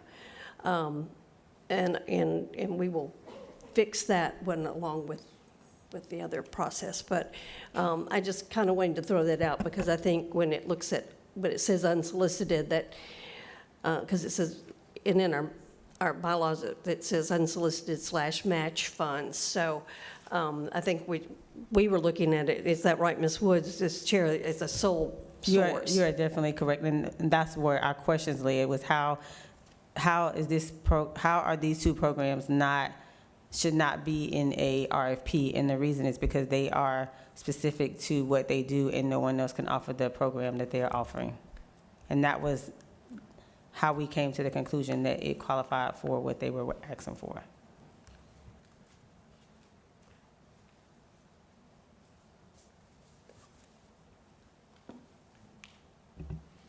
I don't know if really my question is, which Madam Chair my question is for, but why were these, why are they placed together instead of separately, as separate votes?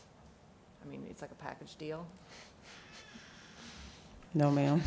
We can definitely, I can make a recommendation if I had the exact amounts to recommend them separately. Is that correct?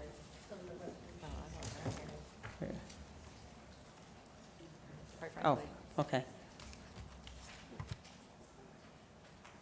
I didn't make a motion, I was just asking questions, so we're clear. And while we're looking at this, just a point of clarification.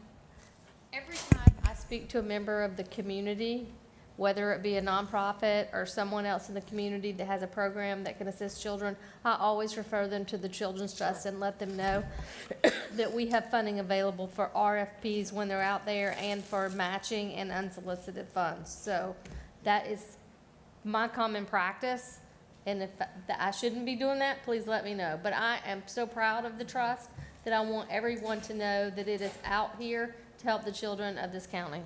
No, there's nothing wrong with that. There's nothing wrong with getting the word out. I was making a clarification about, in other words, holding somebody's hand, telling them to check this box, fill this out, go to this program, and she answered that question.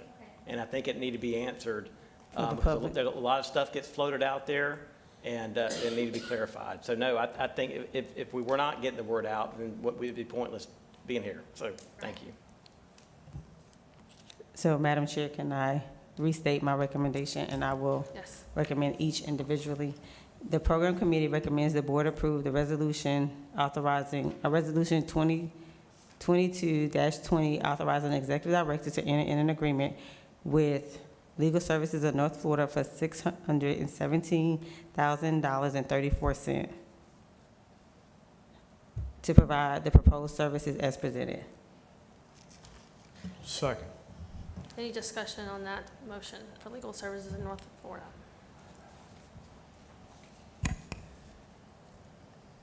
All right, hearing no discussion, all in favor say aye. Aye. Aye. Any opposed? Any sustained? Me. Or, yes, to the judge. All right, so that passes. All right. Sorry, I would have brought it to you. You don't need to write this down. The program committee recommends the board approve resolution 2022-20, authorizing the executive director to enter into an agreement with Escambia County Sheriff's Department for $432,501 to provide funding provided in the provide the proposed services as presented. Sorry. Second. Any discussion on this one? Madam Chair, is it just clarification, is it the Escambia County Sheriff's Foundation or the No, office? that's what I just asked.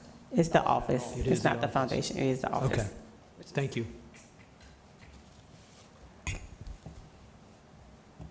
Any discussion on this one? 2 points. One, I didn't. I did confirm with 2 separate attorneys that I don't have a conflict on this vote, because I did ask that question. But 2, I mean, to your point, Madam Chair, and my concern really was frustrating for Project Connect, is that I appreciate the county has discretionary funds that they have used their discretion for in the same way over the past 20 years, and that there are very few mandatory, funds or mandatory costs that the county has to incur, but that they're sending everybody our way, because essentially what we are doing is just taking from one basket to the next. And to your point, I can see there being a concern about that here as well too, because if we now what we're doing is funding police equipment, then I mean we have an issue. I see that. So not that again it would eventually go to help children, but who's responsible for what is becoming more and more of an issue.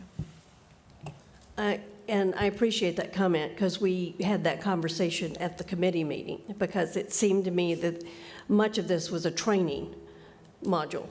And again, all of us can do 6 degrees of separation and can get there. I don't know whether, this is just our first attempt, so we're willing to listen to somebody who would like to, if they want to just fund parts of that rather than the whole thing.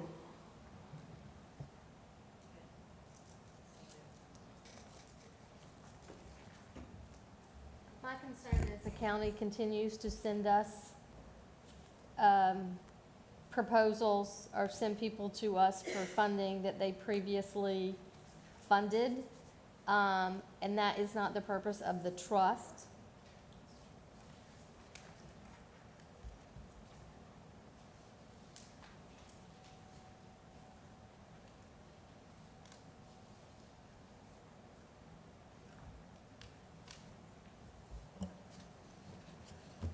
Do we want to vote, or do we want to keep discussing? I don't think So- anybody's feel comfortable. So I have a question, a legal question, because I think we've talked about this before with the school district as well, is where is that line between what is acceptable funding and what is not? And if I recall, it had to do with if there were initiatives that normally weren't funded in the organization. So I'm not sure if I'm on target, or if you have any clarification on that. So there's not a clear line. I mean, the way the language reads is that the funds aren't to be used to supplant other funds. We have had conversations with county legal regarding, what they are required to fund and what is discretionary. Under these circumstances, it really is up to the board as to whether or not you feel like this is supplanting or replacing funds that are otherwise available. If the board finds that you are replacing funds that are otherwise available, then you should not vote to fund it. If the board finds that you are not replacing funds that are otherwise available, then you would be allowed to vote to fund it. And unfortunately, there isn't really clear direction in the statute or any case law on point related to this. So it really just comes down to the determination and the discretion of the board.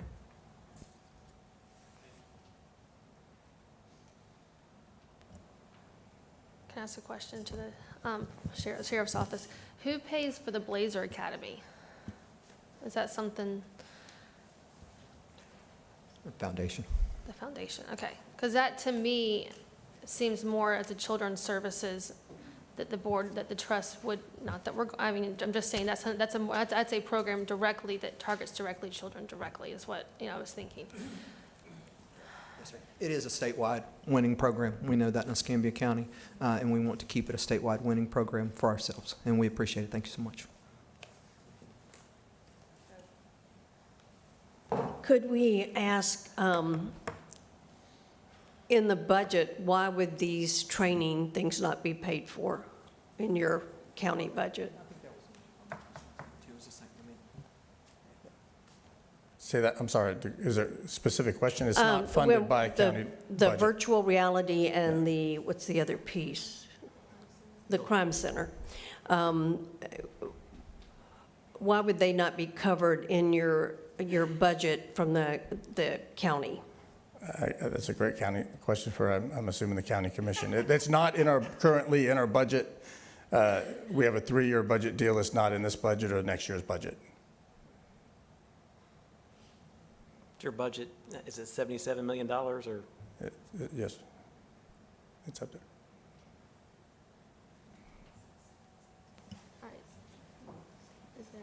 Can I make a recommendation to amend this proposal to fund the sheriff's movie night and the PSAs and not the virtual reality or the real-time crime center? Is there a second to that amended motion? Second. Any discussion on that? Again, I think my question would be the same for the representatives, is why that wouldn't be done through the foundation instead of the sheriff's office. So can you clarify that, Judge, and for me and maybe anyone else in the audience, the foundation versus the sheriff's office? What is I guess I should ask y'all, what does the foundation pay for versus the sheriff's office? Because I need some clarification on that. The foundation is a nonprofit set up to support the sheriff's office, and they do fundraising, and then they budget what they can budget. So what's the question specifically?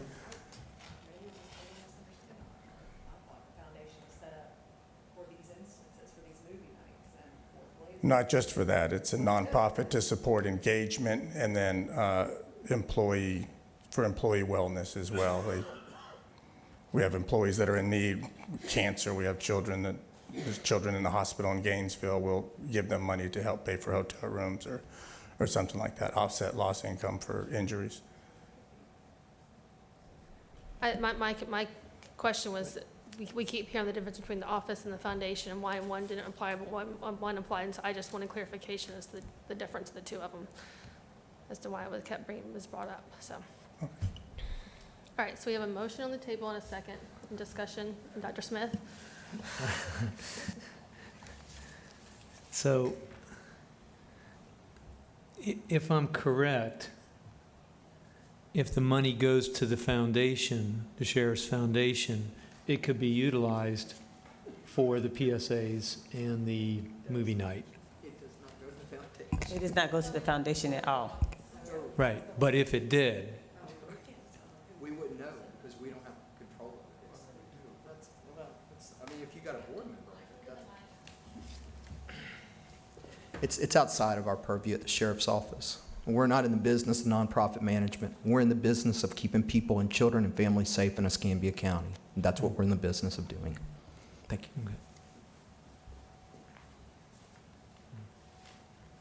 Okay, we have a motion, and we have an amended motion to fund the movie night and the PSAs, and we have a second. Any more discussion on that? All right, I keep going back and forth because I know,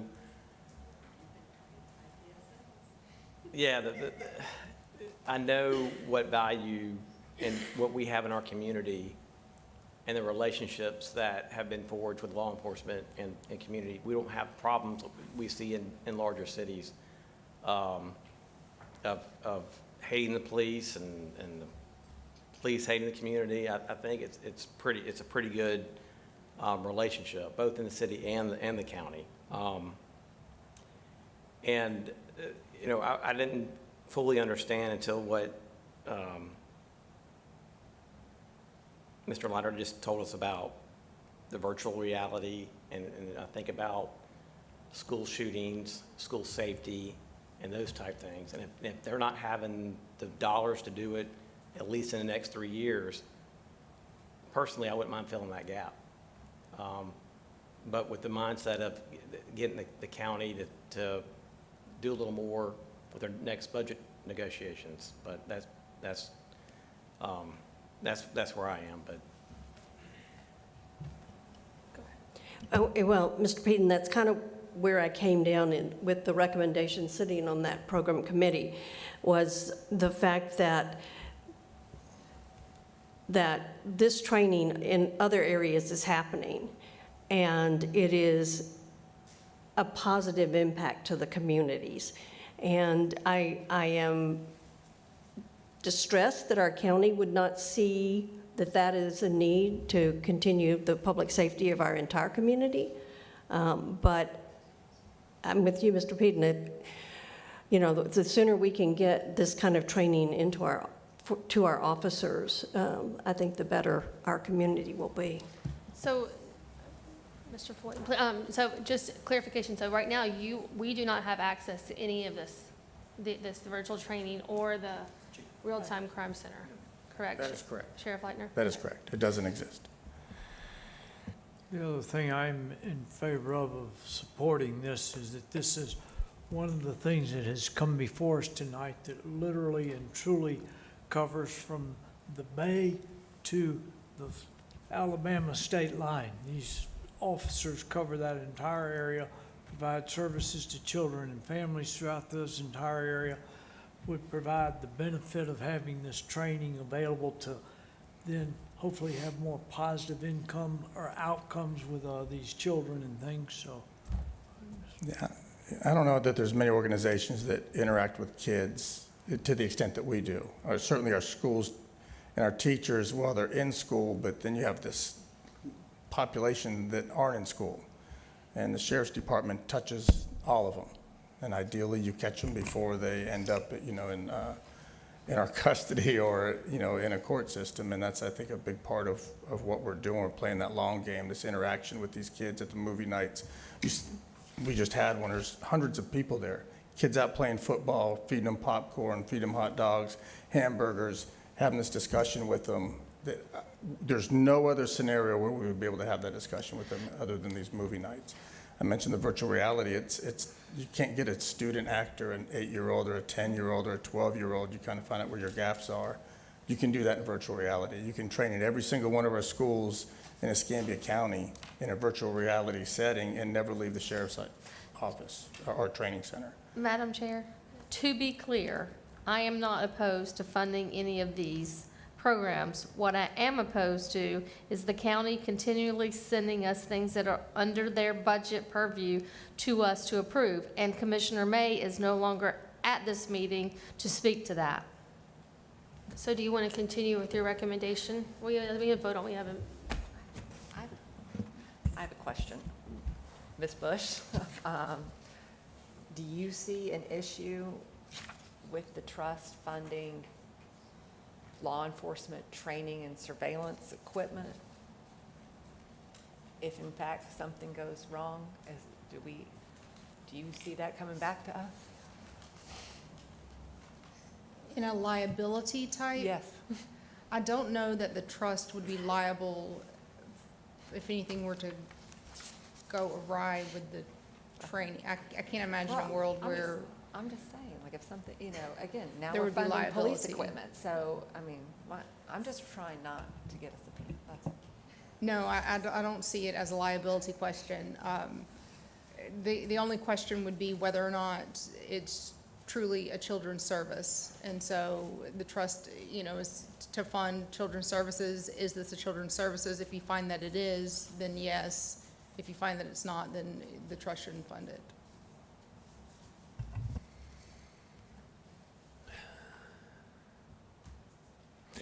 So the amendment is to fund, the current amendment is to fund the PSA and the movie night? Yes. Okay. So this obviously is a tough thing because we do get into, are we funding the county, or are we, you know, and that's where our tough line is. And that's the reason I asked about the foundation, because foundation-oriented events typically are outside of your mainline funding.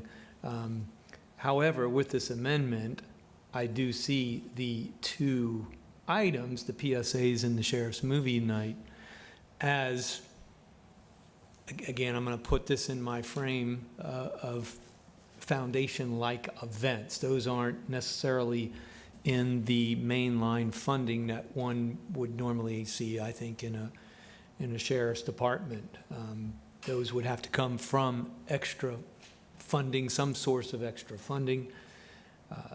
So I can see those two being appropriately aligned with the trust, because certainly we want PSAs for our children where we're giving warnings, we're or encouraging them.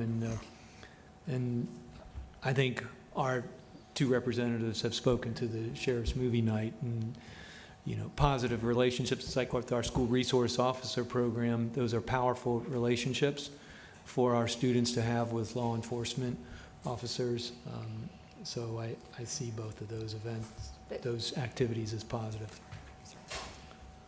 But how is a PSA a sole source issue? I mean, I guess a PSA featuring law enforcement would be a sole source issue, but certainly, I mean, I'm involved in a program at UWF next semester where they're going to start a whole social media campaign for PSAs, for juvenile justice issues. So, I mean, again, what do we just, I mean, if we're not saying that it couldn't be applicable to something, but if now we've narrowed it down, taking out the training that would in fact be sole sourced issue. And again, I appreciate that I'm trying to I asked the same talk question, this thing out, Judge. but and how is this, I don't understand how, I asked the same question. Could you clarify for her my question about the PSAs, because that was one of my questions. Can you repeat the question? I'm sorry. How's the PSA a sole source? Yeah, I think the idea with it is to leverage the sheriff and all of the outreach that we have, the social media outreach that we have, and just he's already a number. We call them in law enforcement trusted messengers. You have somebody with that you trust in the community, whether it's a community leader, whether it's a pastor, somebody with our message, and we step back and let them, speak for us, for lack of a better word. So when you look at the PSA, it's just that. It's to leverage our social media and our agency and our image and everything that we're doing, and to kind of further that message. and so with Chief, with the amendment that we have now, just narrowing it down to PSAs and the movie night, again, I guess I heard the word expansion earlier. So you're talking about more billboards? I mean, Well, because it we already have depends the on the billboards. message. It would be a different message. I understand what you're saying, because then how do you say it's a sole source if there's other people that's doing it? Well, and it's a planning And that's the issue. question, yeah. Okay. Would it, I mean, if we were to put this off to next month, this particular piece, your piece, so that we would have the commissioner here to have some conversation about why the county is not, whether we could do a partnership with them or something, find out why they're not willing to do the part that we're struggling with. Would that be detrimental to you getting started if we just were to postpone until next month the resolution of this particular issue? No, ma'am. I have a question also. If I understood, you all said it was not in this year's budget, nor is it in next year's budget.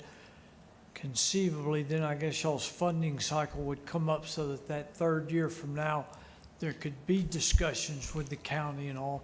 So I would raise the question then, if that is the case, you all are currently asking for 3 years of funding. Would there be the potential of 2 years of funding to carry you all and get these services in place, as Mr. Peden had suggested, to get those in place for this year and next year?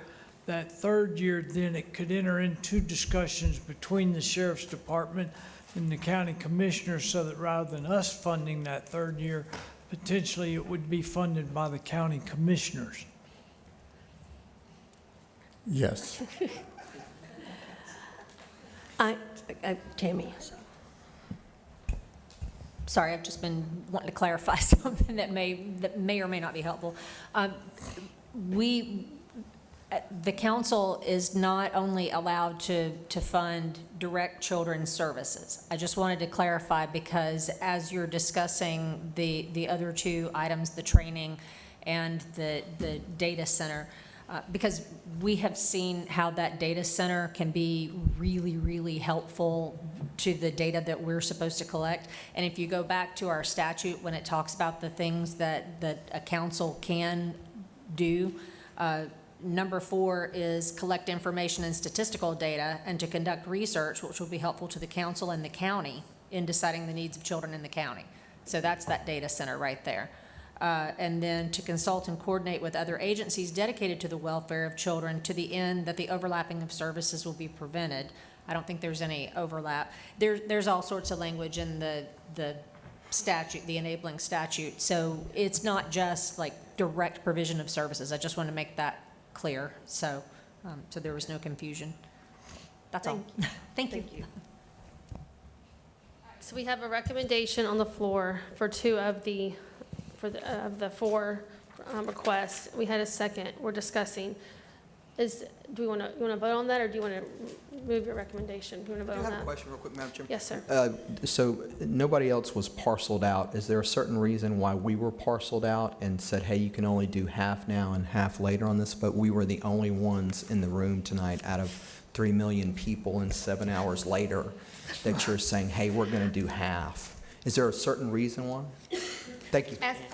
As I stated above, before, the county continues to send us things that they normally fund to us instead of funding themselves as they normally do in a budget. Now, if you're saying to me the county does not normally fund these things, I mean, that is my reasoning. But if we continue to do this, we're going to exhaust the Children's Trust money for the children because the county is not standing by their commitments they have made in the past. All right, so let's vote on the recommendation to fund the ECSO movie night and the PSA only. All in favor, say aye. Aye. Any opposed? No. No. Okay, let's do a roll call. And when we're voting on this, it's going, and once we pass this one, just for clarification, we're going back to the original motion. So it's not, so who Okay. said yes for only the first two? And Tori was, okay, who said no? Would like, The rest of us. Okay, so now we're going back to the original motion, which was to fund the full amount and the recommendation for that. And we had a second for that, and now any more discussion for the full amount? Okay, so all in favor of the full amount, say aye. Aye. Any opposed? Nay. All right, let's do a roll call vote. All in favor of the original, of the full amount? 1, 2, 3, 4. Any opposed? 1, 2, 3, 4. That's a tie. Okay, good. So now, Ms. Bush, where's the vice president when we need her? Motion No. fails. If a tie fails. Right, the tie fails. Okay. So no money was awarded. okay, so, no, So that's where it is right now. Could the third or fourth or fifth motion was brought up to potentially postpone, or at least the question was asked, until next month when we have the commissioner here and could bring it up, since that was a tie vote. It's going to go nowhere, and some of these questions can go to the commissioner. Robert's rules. Parliamentarian. Parliamentarian is down there, but the motion failed, so it is no longer available to be tabled. I agree with that.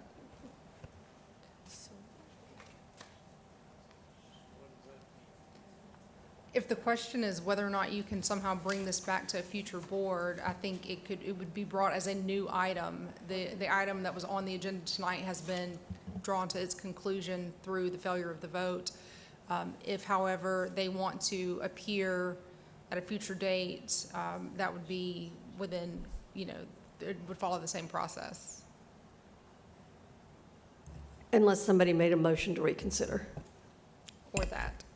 But only people who voted yes can bring it back up. The ones who voted no cannot bring it up, right?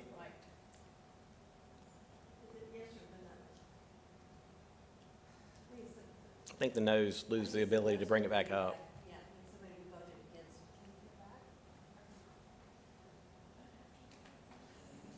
It's dead tonight. I mean, somebody can bring it back up when there's, another board member here or two. Okay, I do want to clarify something. The county funds the sheriff's office. They give him $77 million. It's up to the sheriff to do what he wants with those dollars. It's not the 5 commissioners telling them, you have to go do this, this, and this, and this. And so they're not pushing off any of these things on us, per se. It's the sheriff's budget and what they deem their priorities are.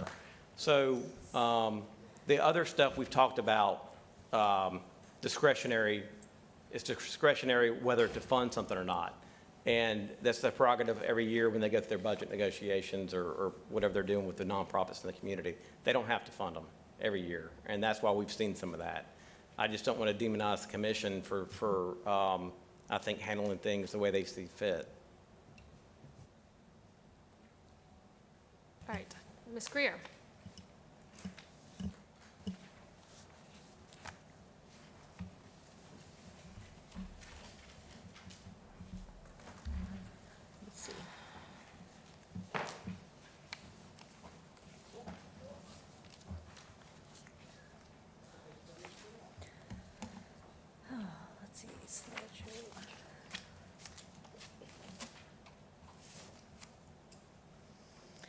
Okay, I will make this quick because I know everyone is tired, and I appreciate your time. And I also want to say thank you to everybody, especially those of you who stuck around to the bitter end.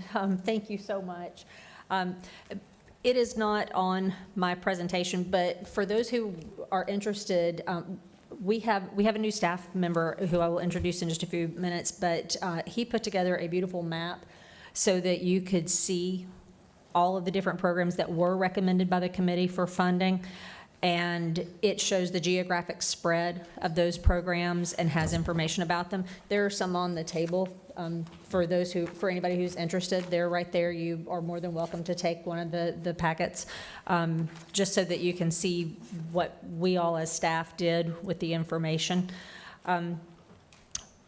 First, I want to say that we have 3 board members, really 2 who finished their inaugural term. And one, Dr. Northup, he has reapplied, so yay, we hope that he gets to stay on the board. We do have some little tokens that we want to give to you. Alma, would you mind? Alma, where did I get that? And then, Judge, we so appreciate you having been on our board. And we got something for you too, because even though you're not really rolling off, we know that you are being reappointed. So, your term wasn't, I don't know if your term was up or not, but you know what I mean. You were here for the inaugural term. So, as Ms. Hightower mentioned, I have the flu, so I'm not really firing on all cylinders. 2 staff attended the Florida Alliance of Children's Councils and Trusts Leadership Conference. We came back with lots of wonderful ideas.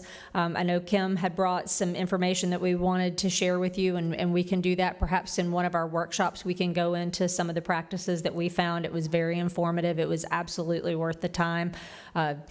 I don't recommend that anybody go to those conferences because they work you from 8 in the morning till 9 at night. We worked through breaks and meals and everything. So it was, but it was really worth the time. We did hire another new employee. Thank you very much for approving that. His name is Richard Stone. He is our new program and research coordinator. I think and he's in the back of the room, and he stayed through the whole thing.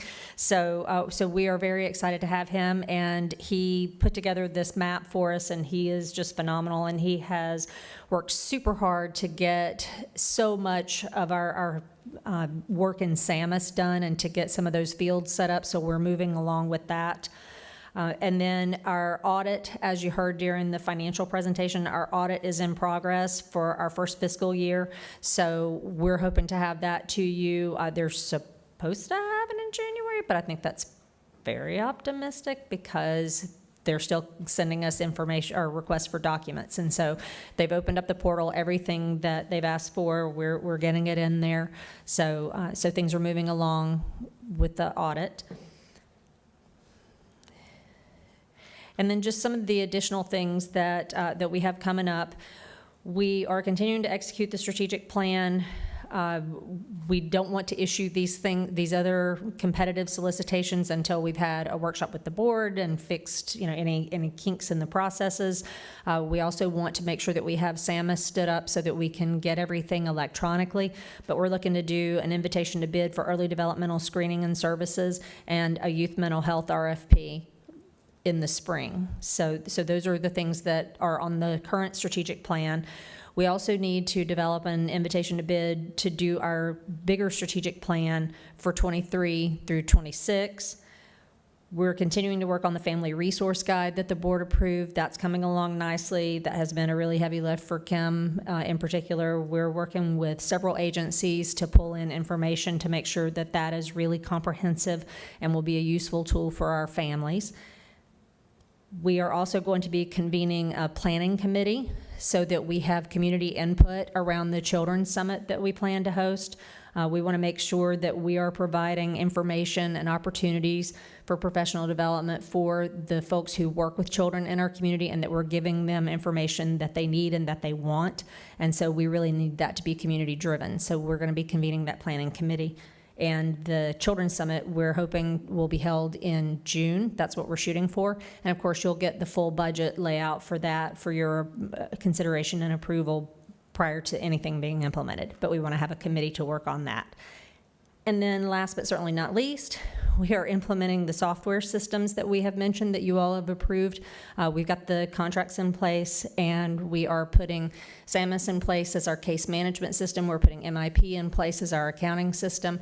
We have one meeting which is coming online, so that will have all of the meeting information. All of the agendas will be electronically generated. Everything will be captured within that system, and then the sister program to that, the One Request, will give us all of our public records request documents will be housed in there, so it'll be much easier for the public, and it'll really ensure a lot more transparency for us. And we copied that from ECUA, so we know it's a good system. So that was a very quick overview. Needless to say, we've spent most of the time in the last couple of months working with the agencies and trying to get through the RFP process and the grants reviews. So thank you for your patience. I know it's been a really long night. I do appreciate everything that you're going through. It's a learning curve for all of us, and I appreciate your patience with me. Things are not perfect, but we are working really hard, and we are building this. I used to say airplane. It feels more like a supersonic jet that we're building as we fly it. But we're going to get there. So with that, just happy holidays, everybody, and thank you. Ms. Bush, anything from legal? I don't have anything, thank you. We have no public.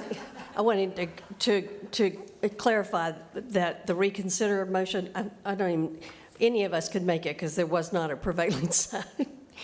I mean, because it says you're supposed to be on the prevailing side. But the other thing is, as long as this group agrees, you can reconsider at another meeting. Normally, it has to happen within the same time, the meeting that is happening. So I just wanted to be sure people knew that before we left. Okay. And any board comments? I would like to say thank you to the staff, Dr. Krupa and Tammy. I know that y'all get frustrated with us sometimes, but we appreciate y'all and all that you do. And we all want the best for our children. That's why we're all here. So we thank you for that. And I especially want to say thank you to the judge and all that she has done for the trust board. So we will miss you. And I know, I'm looking forward to be able to call you and talk to you now. But thank you so much. And Dr. Northrop, I hope to see you back here in January. But we appreciate all that you've done. So thank you. All right. And now, is there a motion to adjourn? Second? Second. All right. All in favor? Aye. All right.